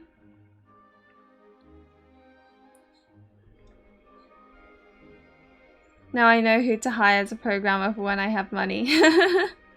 Just check. It is for love interest, and there was a goal on Kickstarter to kiss a hot side character. I don't know if he will have a route or not. He really... Oh, I see ya. So you must be glad that the goal was met. Now that we have something in common, I should ask Servant a question to better understand what is happening in this house. After all, I'm supposed to be trapped in a bad romance, not in a horror novel. Yet it is clear that there is something very odd about this manor, or perhaps about Servant. To help me become serene, I have something I need to know. Why is this house so unusual? Do you usually see things that are not there?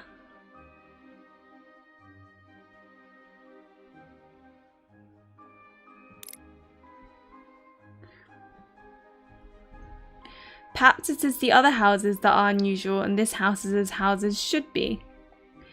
No, I'm very sure this house is the problem. I think the thing is, I feel like a little confused at times with the comment. Also, I love how the portrait is moving in the background. Perhaps it is the other houses that are unusual and this house is as houses should be. No, I'm very sure this house is the problem. That is true, the house is both the problem and the solution. Perhaps more of a problem due to the lock situation. What lock situation? Where there are locks, sometimes one can get locked out of rooms. If you get locked out of a room, are you not supposed to speak calmly?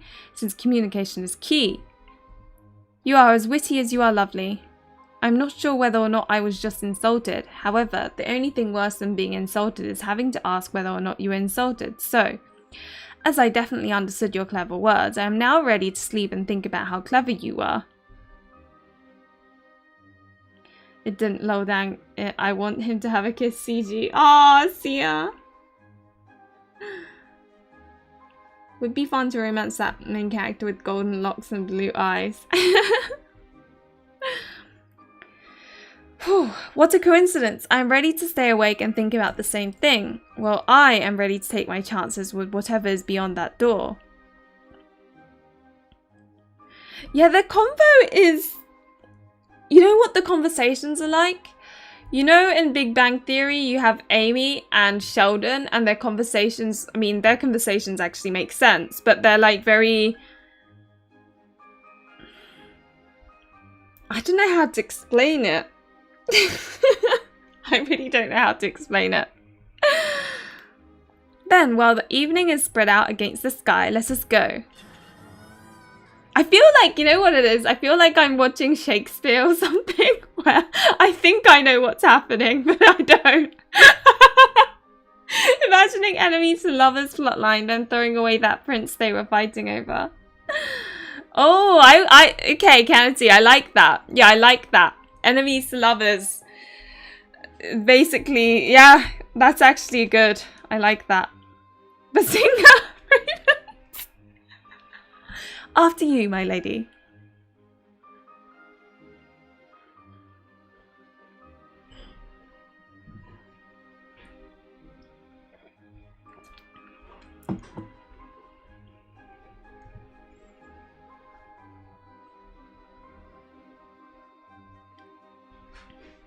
A very pretty manner indeed.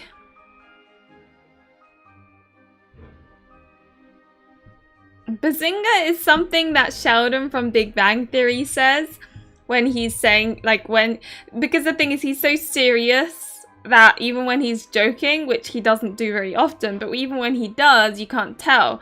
So then he has to say, like, I can't remember where it like happens, but then he just says that when he's joking, he's gonna say Bazinga, which is why every time he jokes, he says that.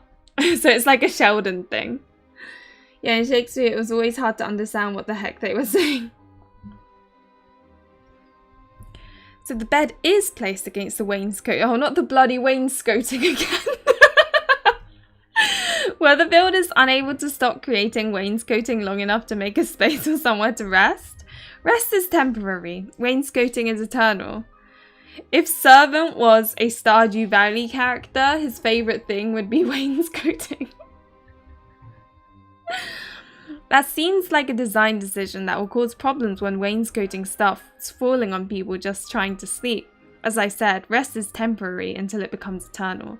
Well, temporary or not, I need some rest, although I would like to bathe first. While my thick coat of dirt and bruises might match the decorating here, I do not want to sleep in this charming outfit.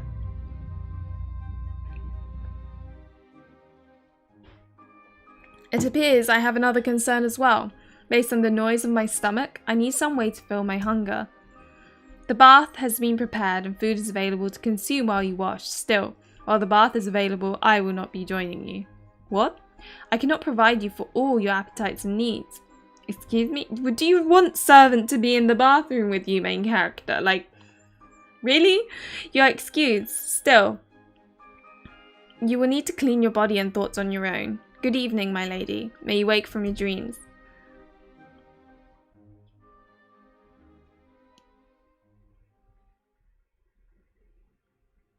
I am now afraid that if I blink, the room will disappear as Servant did. I must find the bath before this happens. The room looks as if a depressed brothel mated with an army of wood paneling. Where could a bath possibly be hidden in this space? That makes both more and less sense than it, like, isn't it here? Is that not the door? Because there's like a, you know. How did they even fit the bath in? You know what? Never mind. I'm just grateful to be able to clean myself. At least the water is pleasant and does not seem to be ominous. Oh, okay. I thought there was a door somewhere and we need to find it. She has to wash herself? Scandalous. I know, Kennedy. How dare they let her wash herself. Even if I can no longer see the blood I am sure was on my hand and neck, at least I am able to become clean. If only I could do as well for my stomach. Where did that food come from, and why is it being held by a piece of wainscot? Oh, what is it with the wainscoting? I'm so confused. I'm too hungry to care. I will be very upset if I am murdered by a frighteningly shiny apple and a wine glass full of apple juice, but at least my stomach will stop making terrifying noises. Don't they even have servants for that? Oh. Well, at least that was food and not wainscoting in disguise. So what do I do now? Am I meant to wear these rags to bed? Am I meant to sleep undressed? That is definitely a nightgown. I'm going to assume it was hiding at the bottom of the wine glass. Although I am tired enough to have imagined the wainscoting dropping it in front of me. I am not too tired to realise this nightgown fits me perfectly. This is concerning. Why is there someone who knows so much about me when I know nothing about them? I still do not care. Those pillows look so comfortable that they can strangle me and I will die smiling. It is time to sleep.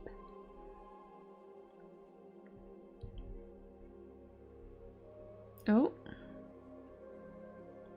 She's gonna marry the servant. They will spend their lives wainscoting happily. Oh, Kennedy.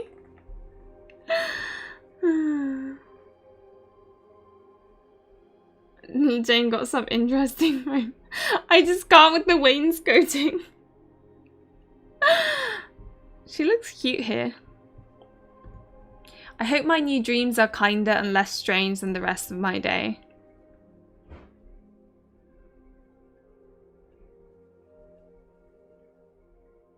The servant just weird, but I love them. Yeah, Vargo was telling us about the neurodivergent thing. It doesn't change the fact that I'm still confused. I may know why I may be confused, but it doesn't change the fact that I'm still confused. Yeah, I like her with loose hair more.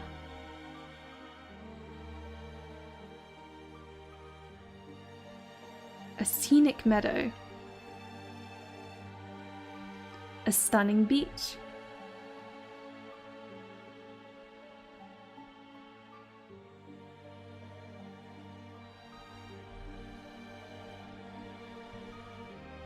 Kennedy, I kind of feel the same way as you, to be honest. A magnificent forest. Where would you like to die? Ooh, we get to choose where we die. Oh, we don't? Okay. I got a bit excited there. Because, you know, like, in this fictional world, it feels like it's one of those where you, like, you die and then you come back alive and...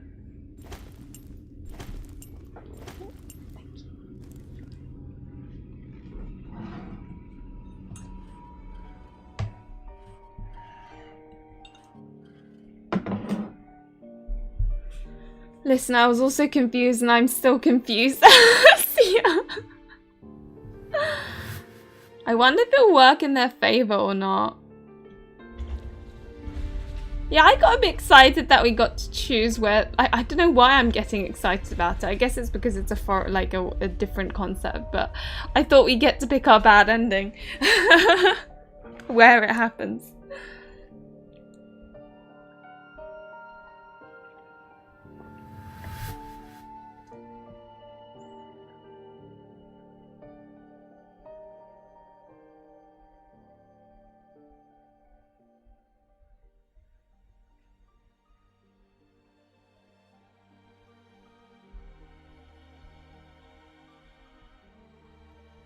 So I'm unable to escape from this horror even in my dreams?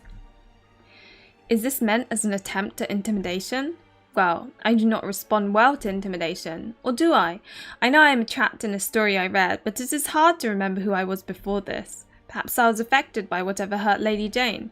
No, this is garbage. If I cannot remember my own past, must I be cursed with ominous warnings meant for someone else? Ha! Obviously my tormentors do not know me very well. After all, even if I do not know myself well, I know one thing. Wherever I am, even if I am trapped in the body of the villainess, the story is determined to destroy. If you take away my arms, I will kick you. If you take away my legs, I will bite you. If you take away my teeth, my gums will make you bleed. I will not be defeated. I will find a way to escape this mad world. Good morning, world. Here I come.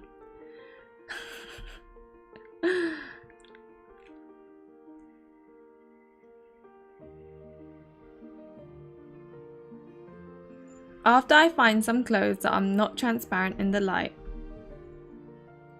Where should I go to find clothing? I suppose I could go back to look in the dresser. Or the wainscoting. A drink for every time she says wainscoting. Or the wainscoting could just drop an outfit in front of me along with a large apple. I'm a little concerned about the house's obsession with providing me with apples. Is this saying I look like a roast pig? Regardless, I will save an apple for the future in case there is somewhere with no wainscoting to provide me with food, as impossible as that seems. At least I also now have a suspiciously well-fitting dress that will not suddenly tangle around my legs should I need to flee. The nightgown was beautifully made, but delicate things are not very useful when fleeing for your life. I will be a champion fleer in this dress. So before I flee, I need to find more information about Lady Jane Neville and the people who want to kill her. There is no point in fleeing this suspicious house if I just walk instantly into the arms of Jane Neville's former fiancé. Yeah, that's what I thought too, Kennedy.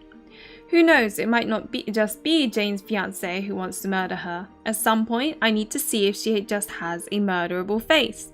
I shall explore this house and see if I can find its mysterious other residents and subtly learn what clues they can tell me.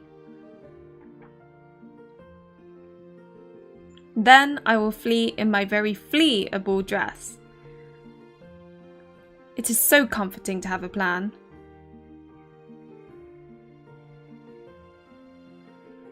Yeah, I think this is my favourite look out of all of them.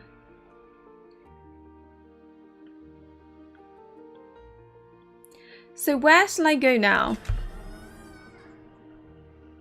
Oh, have we been locked out?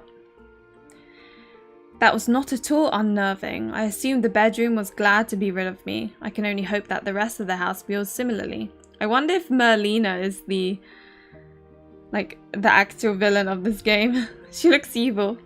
If so, I hope that I can quickly find the other inhabitants and get the information I need. This is strange. I could have sworn this hallway had another entrance, yet I only see the door to the bedroom. Perhaps if I go back to the bedroom, I'll find another exit that I missed.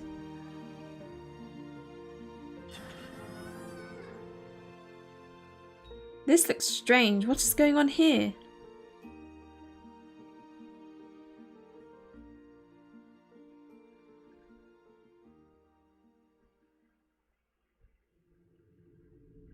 This is not the bedroom.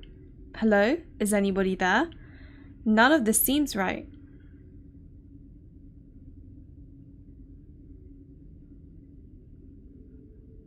Oh? If I look around, this seems like a manor long deserted, not a house that is being lived in by multiple people. What is going on here? The Crown Prince of Carcosa is behind that door. What will you do? What? Run away as fast as you can. Curtsy until you hit the door. I don't know why I'm running, but... What is happening? Why is a strange voice speaking to me? I have excellent legs and strong lungs and have been eager to try out my new non-leg tangling dress. It is still strange that a voice in my ear would tell me to run away. Running does seem like a better option than staying here, but I need to think first. Serene, I must be serene.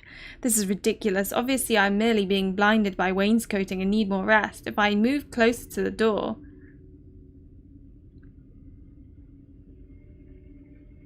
I can see nothing unusual.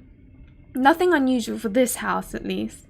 How could the Crown Prince of Carcosa possibly be on the other side of this door? Oh, he's there. He's like, hello!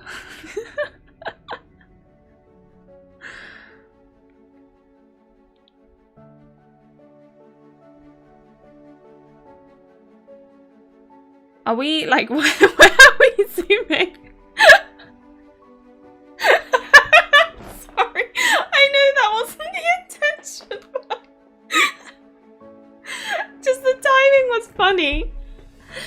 He looks so pretty. Jane? Not Prince, question mark. Is that you? Sorry, I'm still laughing at that. Is that you? It is hard to see with all this light in my eyes. I recognize this man. This is Edmund Alpin. I hope you're doing well, Jane, despite the recent problems. The Crown Prince of Carcosa. It is fitting that I only remember the handsome prince from the terrible novel and not anything useful, such as whether or not he plans to smother me with ominous cushions. He did not appear to be smuggling ominous cushions when I carefully looked him over for security reasons. I am not prepared for this. What do I do now? Run away as fast as you can. I picked the wrong option. Hello, Your Highness. Goodbye, Your Highness. Jane?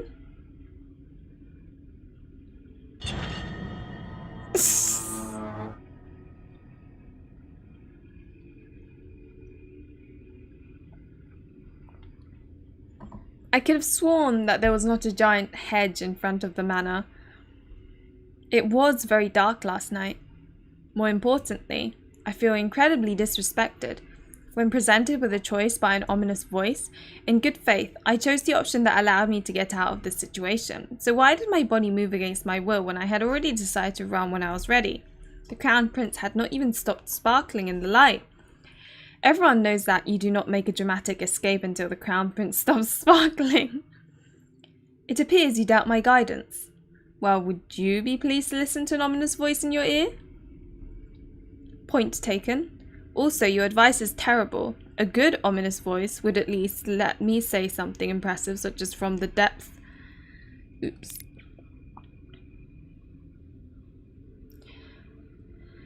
From the depth of oblivion, I curse thee before I had to do something stupid. You made me say, hello, Your Highness, goodbye, Your Highness. How can I be a good villainess with such pathetic words?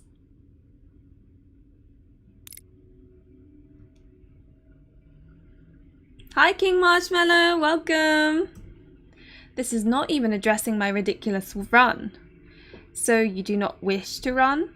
I had no desire to run so far and hard with some other force controlling my body. I think there is some magic in this game. It seems very the things that are happening seems very strange. Oh, who's she? Can we very much... Unfortunately not, Marshmallow. Canity was saying the same thing. She's so pretty. Fine, the decisions are yours. You will realize the truth soon enough. And wish you had run even farther. Oh, look! It's the one you're curious about, Canity. Huh, you sound even more foolish now. He's just like... Nobody could run any farther in skirts than I did. I'm a bit scared, the way he's approaching. So I'm finally free of voices and in a scenic hedge. At least I can stop worrying about terrible romance novel fiancés until I catch my breath. Oh, he's your favourite, is he, Asia? Wow, I dislike this game already. What, because you can't romance the pretty girl? I'm laughing at these crotch shots. I'm sure it's unintentional, but... I can't help it. Ooh, he looks very cold.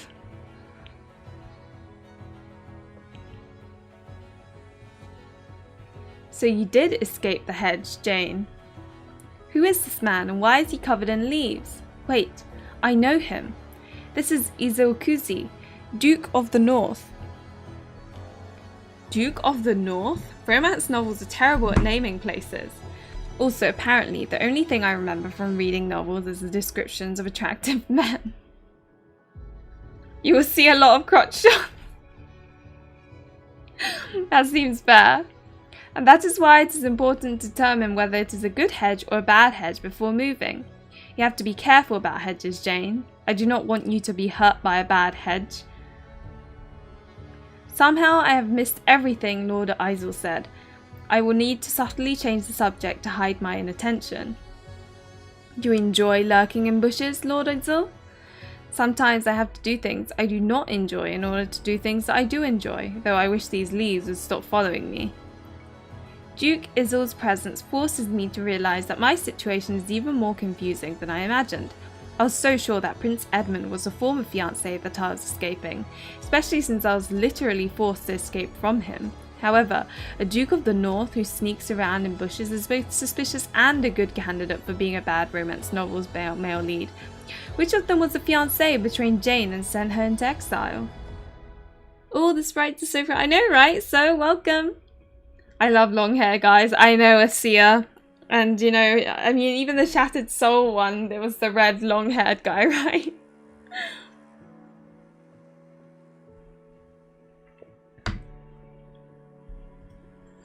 Unless, could one of these two men be the patron who helped Jane and me escape from prison to come here in the first place? Who is who? Is Prince Edmund a sparkly yet murderous fiancé, or an equally sparkly yet helpful patron? Is Lord Izzle a suspicious hedgeman? Well, yes, but is is it Izzle or Izzle? I don't know. Also a former fiancé? Could he be my patron? How can I tell? Are you hurt, Jane? Did the bushes ambush you?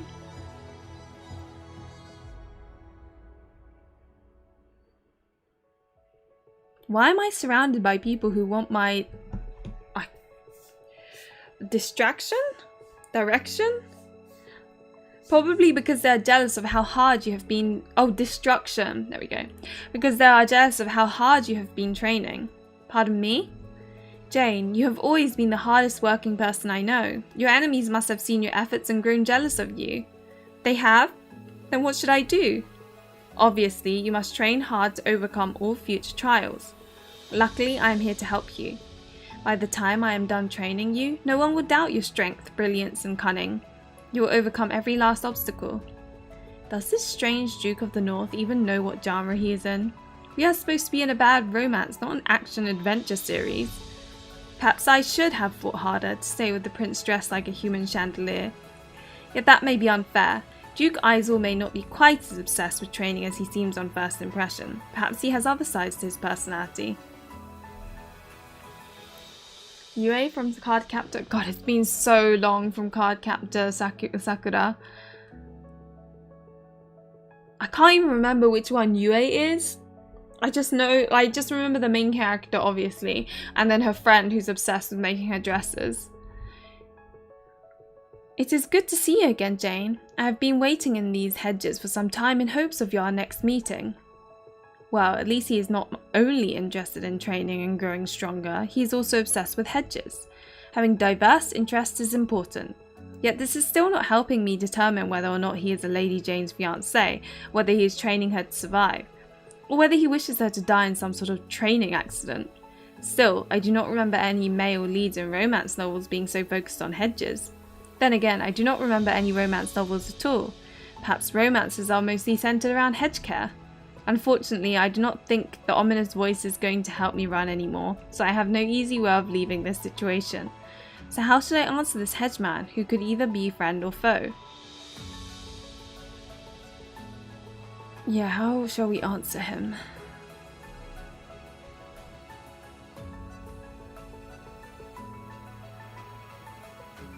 Where are the options? Is it just taking its time? Oh god, what have I done? Oh yeah, I accidentally, I was silly and clicked the I need help button, so now every time there's something new it comes up. The second I had a crush on you was his alter ego. Oh wait, was he really older than her? Looking back at it, it's kind of weird, but at the time when you're watching it, you're still young and you're like, oh my god, that's so cute and everything. You seek me as your tutor, your trust in strangers and talking objects is noted. I have created a gallery that will provide what you seek. You will be able to judge affection through writing, portraits, moods, and numbers. After all, you love to see success in every form. Do you consider success to be bringing happiness or misery? Your pleasure is your choice. What story will you tell, or what story will be told of you? He was the older brother's best friend. Yeah, okay, I think I know which one you're talking about now. Aizo Kuzi is perfectly neutral. You are not happy with the state of this gallery? You wish for more options? Perhaps you need some further explanation. This is Duke Aizo Kuzi. Never mind, why bother showing the entire man when the only part you care about? For a second I thought they're going to do a crotch shot and I would have been in tears. It's a face. I know what you value and here is where you can discover the effects of your choices. In this very special gallery, those who are capable of receiving love will show you how they feel about the actions of Jane Neville. For instance, how do you think Duke Isel feels right now about Jane's actions? Of course, Jane has not taken any actions yet. That is why this answer should be easy. Neutral. Duke Isel feels neutral about Jane's non-existent actions towards him. Looking back, it was definitely something to say. Like, it's one of those things where when you're a child, you don't really notice it, and then you grow up and you're like, hang on a second. I think he is type that you can meet in many different anime manga. Crotch is the least interesting. I know, but it would have been like, I would have found it hilarious. Because and the others, they kept on like panning to the crotch. So if they'd done that in like a jokey way, I would have been in tears. Oh god. Why do we not see what happens if Jane performs an action that makes Duke Isel feel happier? Is that not an incredible difference? Can you not see the joy beaming from his face? Not really. Perhaps Duke Isel's expressions are not as informative as we could hope. In which case, I have the helpful numbers and instructions to share with those less perceptive than myself. Like all good galleries, we have a helpful explanation of the portrait to help those with less understanding of art. As you can see, it currently says that Duke Isel feels perfectly neutral. Should an action be performed that makes him happy? The writing will show the change in his mood, adding or subtracting the amount he is happy. There will also be signs shown at the time a choice is made, depending on whether or not you wish to watch a story play out or be a true detective. You are still complaining about your lack of options, are you not? Very well. I live to serve. While this exhibit is not yet uncovered, you will find a portrait for it soon enough. However, I can't go back because it doesn't have the option for this bit. And you will have a curtain drawn over the future. Choose wisely and remember.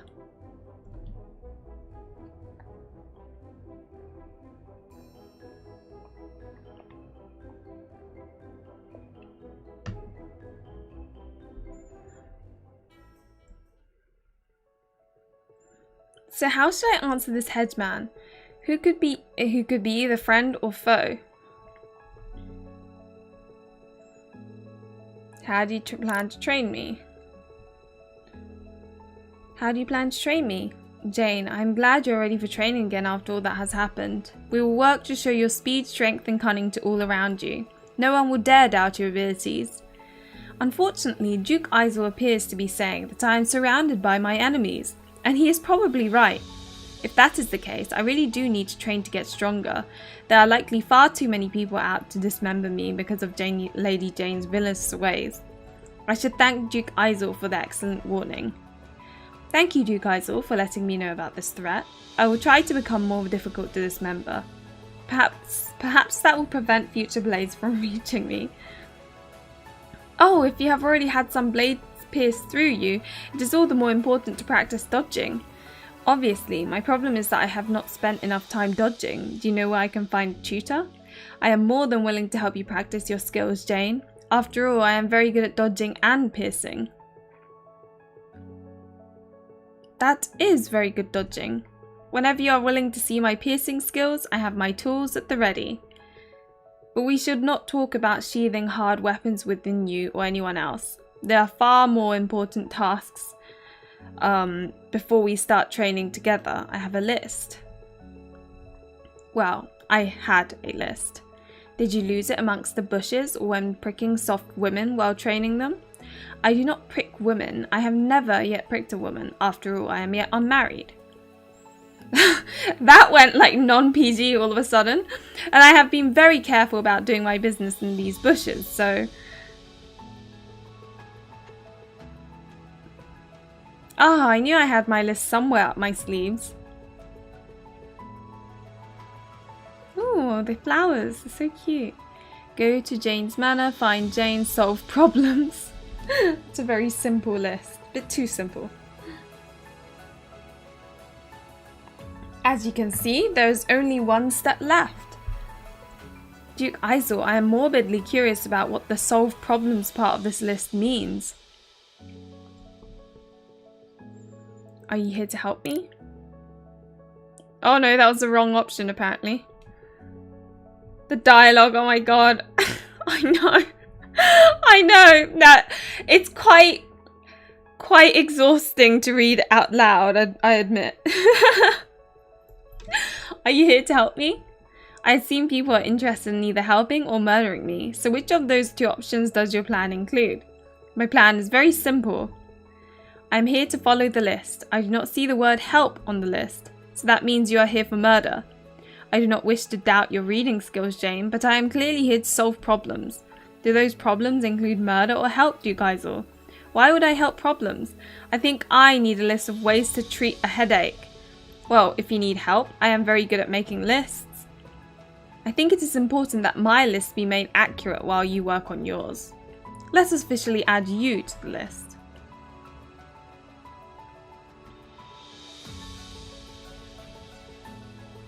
"3A, Jane." Oh no. Now, all we need to do is follow my list, and the troubles will be over very soon. Oh, look, it's the mascot character in the back again. I see. I do not see. I think I am more confused than when I started, frankly. Obviously, what I need to do is find a subtle way to learn more about what he is intending. I am impressed by plans. Your list is incomplete. That seemed to work. Since you make so many plans, you are very impressive. I do think I am very good at plans. Thank you for noticing. As an investigative genius, I was able to deduce your interest in lists as well. I always enjoy discussing plans and lists. I have lists of all my plans and a list of the lists of my plans. It does mean I have less space for clothing, but luckily my father's old clothes can fit well under the papers. Mascot, that smile is scary. I know, right? It's adorable. Come to think of it, I probably need a list of what lists I put the clothing under. It is very hard to find socks now. Wait, what? Why do you need lists for? Oh no, I missed a bit.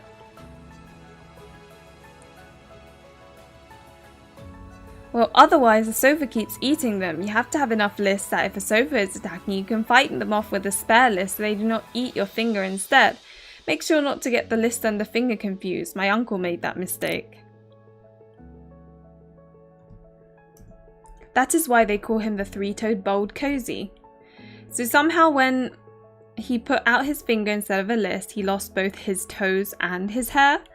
No, but he lost a plan for keeping people from noticing his hair loss. I'm so glad you understand how important it is to plan for luxurious hair. That is something important to remember. I'm glad that you are smart enough to understand my plans, Jane. Look at my very complicated list and how much I have done. I went to your manor, I found you, now I solve problems. It is a little more challenging to have you on the list as well, but I will find a way to make it work. Like that time we decided to learn how to do sword dancing.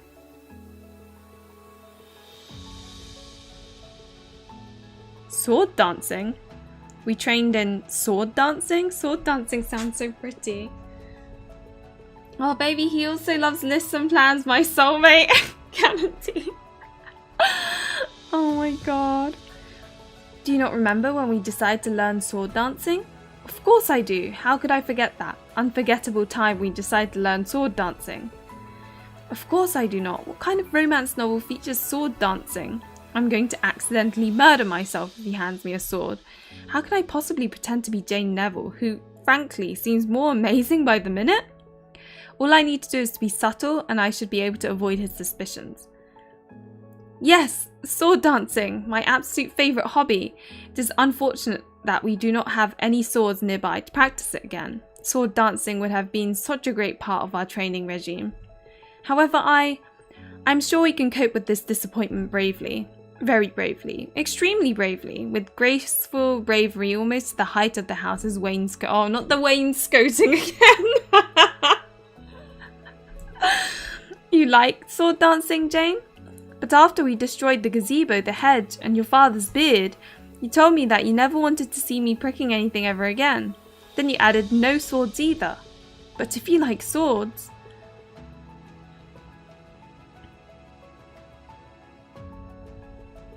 Sword dancing. This will be very helpful for solving problems. I am sure it will. Was the problem with that list truly the lack of sword dancing? I will obviously need to sharpen my investigative genius if I hope to survive in Jane Neville's body. Who knew romance novels involved so much sword dancing? I suppose that sword training makes sense given how many enemies the Villainess must have. Let us hope that Isel's cunning plan is not to have me murder myself. I'm excited to see your sword handling skills again. In any case, moving away from my overwhelming passion for training with large, dangerous objects, would you like to go into the house, Duke Isel? It must have been a long ride here. Surely you need to rest and refresh yourself. Then, while he is resting and refreshing, I can go to the stable, steal his horse and ride away to safety. If I am going to live up to Lady Jane's reputation as a villainess, this is the best way to do it. After all, I truly do not want to demonstrate my non-existent sword dancing skills. Even if Isel does plan to train me, it would be hard to continue, training sword skills that do not exist. Oh, I understand. When I want something, I think everyone else wants the same thing too. If you are hungry, Jane, I will go make sure that food is prepared for you. We always work up quite an appetite together. I will brave the hedge for you, Jane. I will make sure I can feed your appetite. Well, that's very sweet. We like a man that can get us food. I do feel a little sorry for Duke Isel. No, Isel, since he keeps calling me Jane. He is very earnest and obviously not as subtle as I am. I wonder if his angelic face and sweet words hide something more sinister. Perhaps it is time to think things over. So far, I have seen 2 men on this estate. It makes sense that one of them would be Jane's fiancé and the other her patron. So is the very relatable and very normal Isel Jane's helpful patron? Is he her cruel fiancé? How can I possibly tell? Especially without letting these men know that I do not remember Lady Jane's past. I love this man so much. How can I tell without letting them know I am not Lady Jane? What will these men do if they realise I am not Lady Jane? I think I need to find a horse to steal. To the stables. I just need to find the stables first. Were the stables always at the end of this pathway? Never mind, if life makes it easier to steal a horse. Oh, I keep on doing that. I keep on doing that. I keep on clicking and get excited. Blonde guy looked evil. That's why I want blonde guy, probably.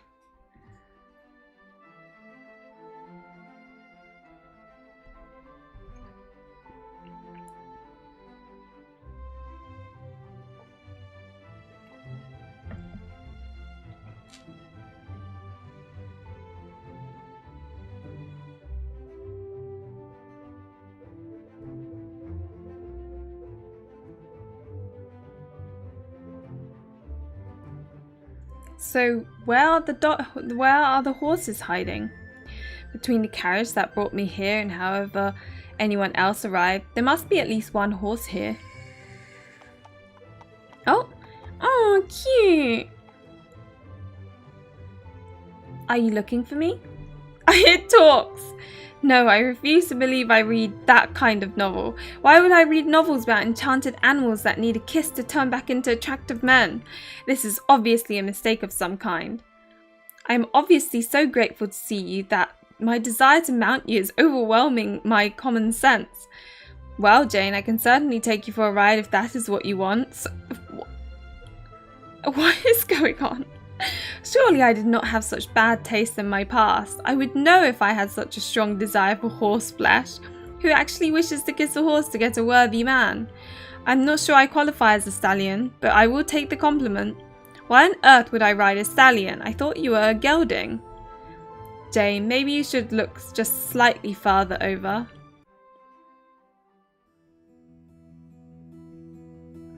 Third love interest?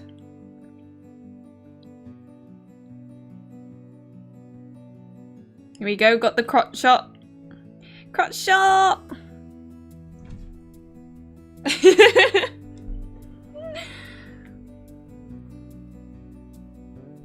He looks like it. He gives off like childhood friend vibes. Is it just me?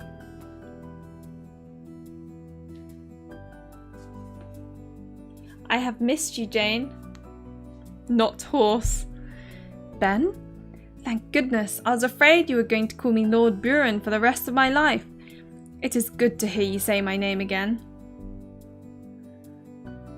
The snowman crush, I told you, it's like in your face.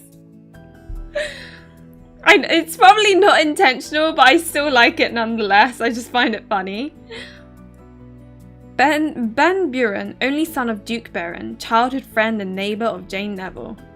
I am forced to realise that I truly do have an incredible memory for attractive men, and nothing else. Did Ben's exposed collarbone hypnotise me so much that I immediately blurted out a name that could only be used by someone very close to him? Ben is not upset, but I need to be less suspicious. Perhaps I can subtly change the subject? You look well, and not like someone who is about to murder me. That is true, though I am amazed that you can see me through all these petals. Why are there petals floating in the stable anyway? I have no idea. He is a child friend. He gave that vibe. Maybe someone was storing potpourri in the rafters and the packets fell off when you came here. Those scented flower packets stink. Does that mean I am going to spend the rest of my life smelling like the inside of a drawer? Think of it this way, Ben. What other foul-smelling objects could be floating through the air in the stable? Point taken. I will complain about the petals no further, even if they continue raining down on me. Have you tried nicely asking the horse to stop? For instance, you could say, please stop making me smell like the inside of my mother's linen closet.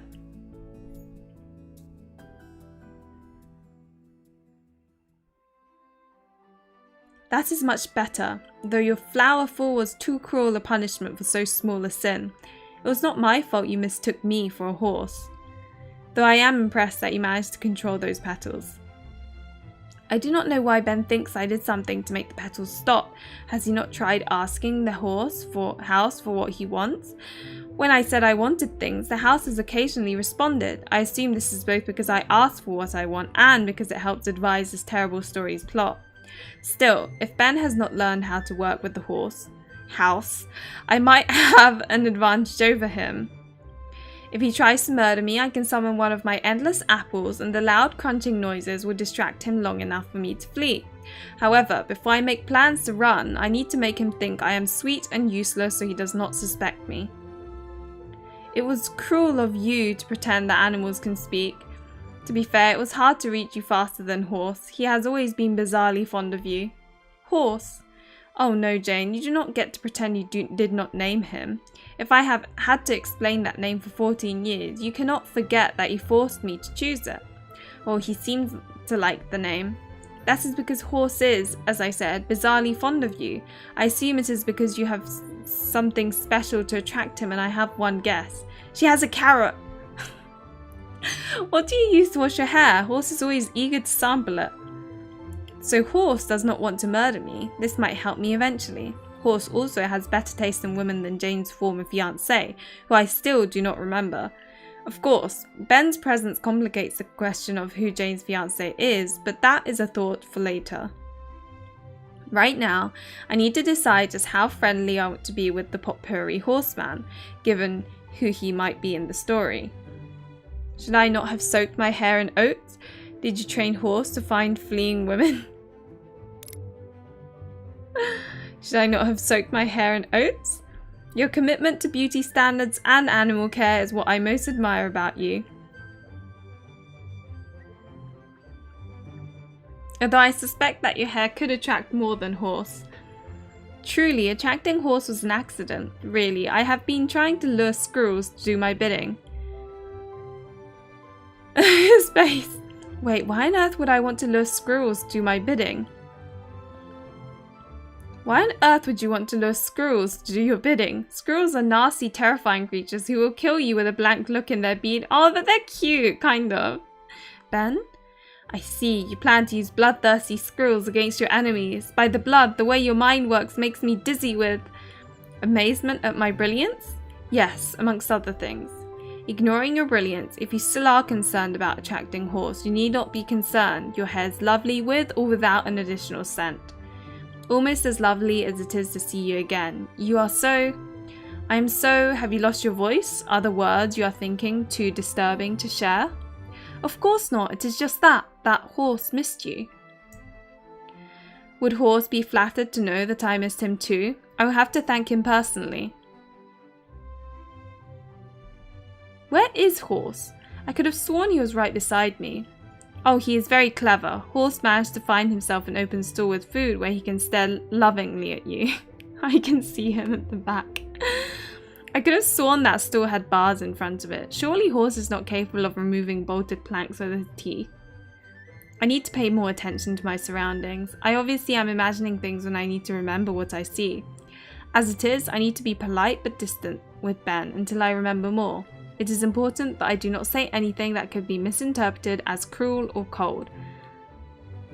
I hope your heavy weight did not inconvenience poor Horse since you rode him all the way here. Trust me, Jane, I did not inconvenience Horse in the least. Horse is very fond of my weight. Are you also fond of my inconvenient weight? Is this a threat? Is Ben threatening to squash me with his bulk or aim other parts of his body at me?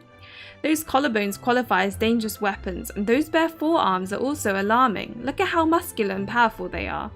Surely there's some way to defeat Ben's cunning plan to overwhelm me with his body. You have no idea how much I have missed you. Is a circus missing its clown? No, apparently that was bad. You have no idea how much I missed you. Obviously, I'm not just saying this to hide my unhappiness at this situation. I truly missed you desperately. Have you hurt yourself somehow, Jane? Only in that I have been blinded by a dazzling smile. I'm getting slightly afraid here, Jane. Well, I am the one who should be afraid that I will miss a second of your luscious hair swaying in the breeze. Luscious hair swaying in the... Jane, did you recently dive neck deep into a pile of terrible romance novels? Ben, if I ever see a romance novel again, I will burn it to cinders and scatter its ashes in the wind. Now there is the Jane I know, rather than the stranger complimenting me on my appearance. Okay, so we can't be too lovey-dovey or he freaks out. Have I somehow given myself away by speaking too honestly about Ben's gorgeous appearance? Curse his cunning plan to distract me with his dangerous body. I know, Hika. After all, the last time you said that I looked well was when you landed on your head and thought I was that stage actor with the exceptionally large ego. Amongst other things. Let us speak no more of it. We have both already forgotten that memory. Even if you were right that he and I shared some common proportions, did the actor also have very large nose? Oh, Jane. Speaking of good proportions, I'm glad that you found a slightly less used outfit to wear. Makes it much easier for us to frolic in this delightful estate that only appears to be partially on the verge of collapse. I'm impressed that you noticed my change in clothes. Does this mean Ben saw me in my previous outfit? This changes things because there are only a few people who could have seen me in that ragged dress. Still, is he possibly referring to some other outfit? I need to pay attention to what he says. Now that I am living in this manner as it beautifully falls apart around my ears, I need to dress appropriately. Does that mean your dress comes equipped with a shield for falling bricks? Bricks! It is the wainscoting you should fear. Ben, you need to breathe as well as laugh. I remember Ben. Something in me knows him. I know that Jane grew up with him and spent countless hours in his company. I remember nearly nothing about Jane, but I remember Ben. So why am I so afraid to trust him? I need to see if I can get an actual, non-joking answer from him. Ben, you are not here to judge my fashion choices, so why are you here? Jane, you wound me. I always have time for your fashion choices. If Duke Buren would not let me wear a lace-covered gown, then who but you could model it for me? I can see why your father would object. If you continue to show as much skin as you do, the lace would have to be attached to your flesh. So you can understand why I urgently needed to see you. I actually do not. Why are you here, Ben? Where else would I be? I will always race to be by your side whenever you need me. So you had decided that I needed you? I had hoped you needed me. Once I have settled horse, we need to speak seriously. I have never ridden as hard or fast as I did today. Once horse is well, we need time to discuss all that has happened, preferably over a cup of tea, assuming of course that the tea in the manor is not as decayed as literally everything else in here. Well, I could eat the apples, so hopefully the tea will be fine. Maybe I can impress Ben with my courage or my knowledge of the house. I am not afraid of tea. No need for tea, I have apples. So you do not wish to drink tea with me? Wait, where are you getting apples from?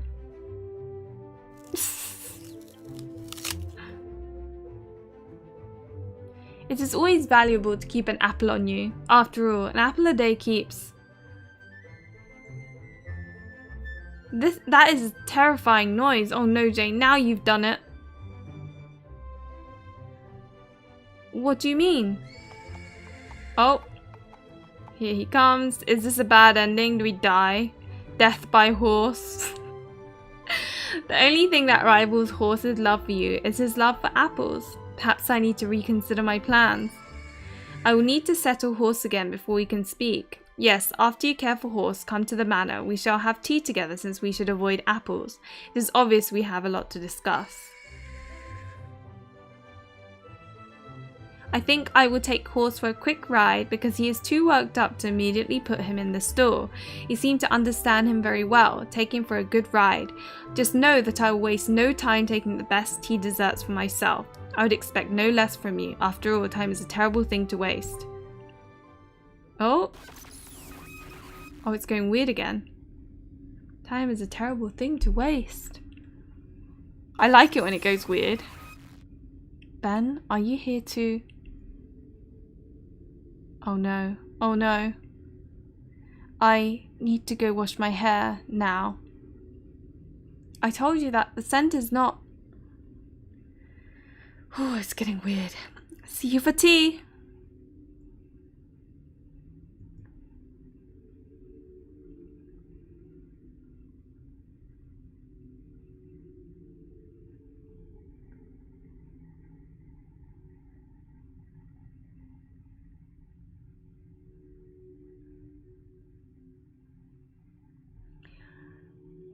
Now I need to think. By the blood, what happened during those final moments with Ben? Oh. We were having a perfectly pleasant, horse-spittle-soaked conversation when all of a sudden my head began to ache and I heard Ben's voice say, "Time is a terrible thing to waste," in an oddly distorted voice. Yeah, it was weird, but that was not even the worst of it. Immediately after Ben spoke, I heard my voice say, "Ben, are you here too?" Only that was not my voice, was it? It was the voice of the actual Jane Neville, the villainess who should be trying to survive this terrible story. Unfortunately, the villainess could not just tell me what Ben had planned. Lady Jane said, "Ben, are you here too?" But what was Ben here to do? Help me? Murder me? Serenade me with a song about horses' eating habits? Are you sure those are the only things Ben Buren might do? Oh my god, it's so creepy. Oh, you again. Well, it seemed as if you could use a sympathetic ear and perhaps some other assistance. I thought you had planned to leave me alone to make my own choices that I would regret forever. I am not sure that is exactly what I said, but I am not making your choices for you. I am here to listen. Honestly, it is nice to talk to someone who cannot murder me. Even if the only reason you cannot murder me is because you do not appear to have a body and have sworn to no longer control mine. If you could stop reminding me that literally everything and everyone else here can murder me, we could get along very well. I will avoid providing more warnings. For now, I am more interested in your thoughts. I have so many thoughts. For one, I thought I understood what was happening with Ben until I heard both his voice and my voice in my mind. Now I have to worry about Ben being the male lead. This is despite the fact that the childhood friends are supposed to be loving, but ultimately disposable in terrible romance novels. Until I heard those voices, I was convinced that the childhood friend could never win over the heroine. Thus, Ben could never be the former fiancé who betrayed Lady Jane. Did you not see Lord Byron's collarbones? I admit that it was a terrible mistake not to take Ben's collarbones into account. However, I was too hypnotized by them myself to realize danger. So you realize Ben Byron is a potential danger to you? Well, no, because the situation is even more confusing than it was before my vision. According to what I understand, there should be two men involved in this story. One of these men should be the fiancé who betrayed me, and the other should be the patron who saved me. As for who Ben is, Ben, are you here too? Could be followed by help me or harm me, so he could fit either of those roles. So it would be easy to determine which role Ben Byron fits. But that is the problem. Ben the childhood friend is not the only man in this manner. I also met Edmund the Crown Prince and Isel the Duke of the North. So now I must deal with 3 men in 2 roles. That seems like a very confusing math problem. Yes, especially since I have no idea why I have a 3rd wild card here. I do not even know which man is my patron and which is my fiancé. So what am I supposed to do with a 3rd? Make him my hedge trimmer? It seems as though you could use a guide who could help you. Are you volunteering for the role? I am always willing to give you a nudge in the proper direction. Whew. Sorry. Does this nudge involve taking control of my body as you did when you made me run from Prince Edmund? Would you not have run from him anyway? Perhaps I would have, perhaps I would not. Either way, the choice should have been mine. Why should it matter if the choice is yours or mine, if the choices are the same? Person making the choice matters most of all. If I must live through a wretched story that seems determined to torture me, I need to control my own destiny. Even if you mean well, even if you are truly trying to help me, even if you are right, I must be the person who controls my fate. I do not understand. When I made you run, you called it a terrible choice. Yet you believe it was a good choice when you ran on your own? Romance a girl. A girl definitely cannot be your fiancé as he was a man. I like that logic, Kennedy. I like that logic. Well, yes, I am perfectly capable of making terrible choices on my own. I never denied that. Sometimes the choices I make will be terrible or will seem terrible to someone like you. But they are still my choices. This is my life I am risking. What happens to me must be my responsibility. Am I the only one that's waiting for the assassin-looking guy to murder the main character? Because he's just teetering on the edge. So you would rather do something foolish on your own than something wise under my direction? I am afraid that I do not understand. Look, it seems as if you wish to help me. Goodness knows you might be the only one. However, you can help me by respecting that I would rather bet my life on my own investigative genius than be someone else's puppet. I will take responsibility for my own actions and for my fate. However, I will always be grateful for your wise suggestions and advice. Oh, he's covered himself in leaves now. Does that mean I can still send you ominous warnings once in a while? Only as long as they are the most ominous warnings. Oh my god, this is creepy! Run! That seems fair. Beware of strangers bearing bushes. Now that was a good warning. I am now ready to proceed somewhere.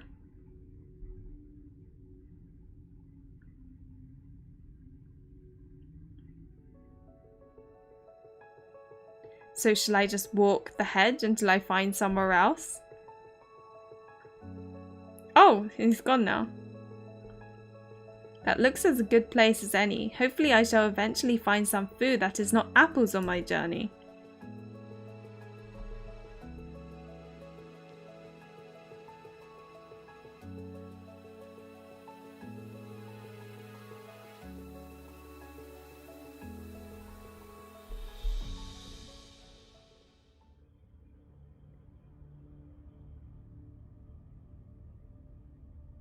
Yes, go open your detective agency.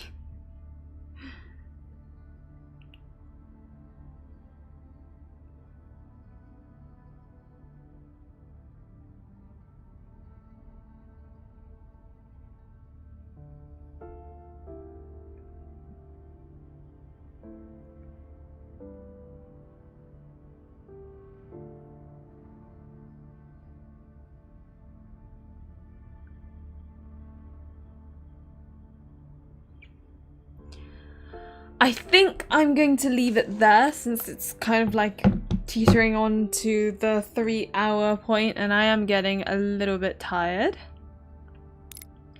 But that was Save the Villainess. Maybe. It sounds kind of like that.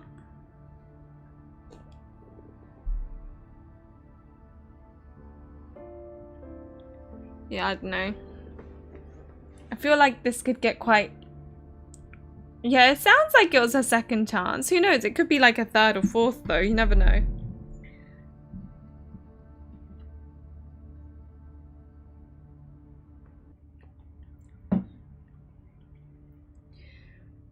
But anyway, thank you guys for coming along. It was lots of fun. I love that. Thank you for streaming. It was interesting.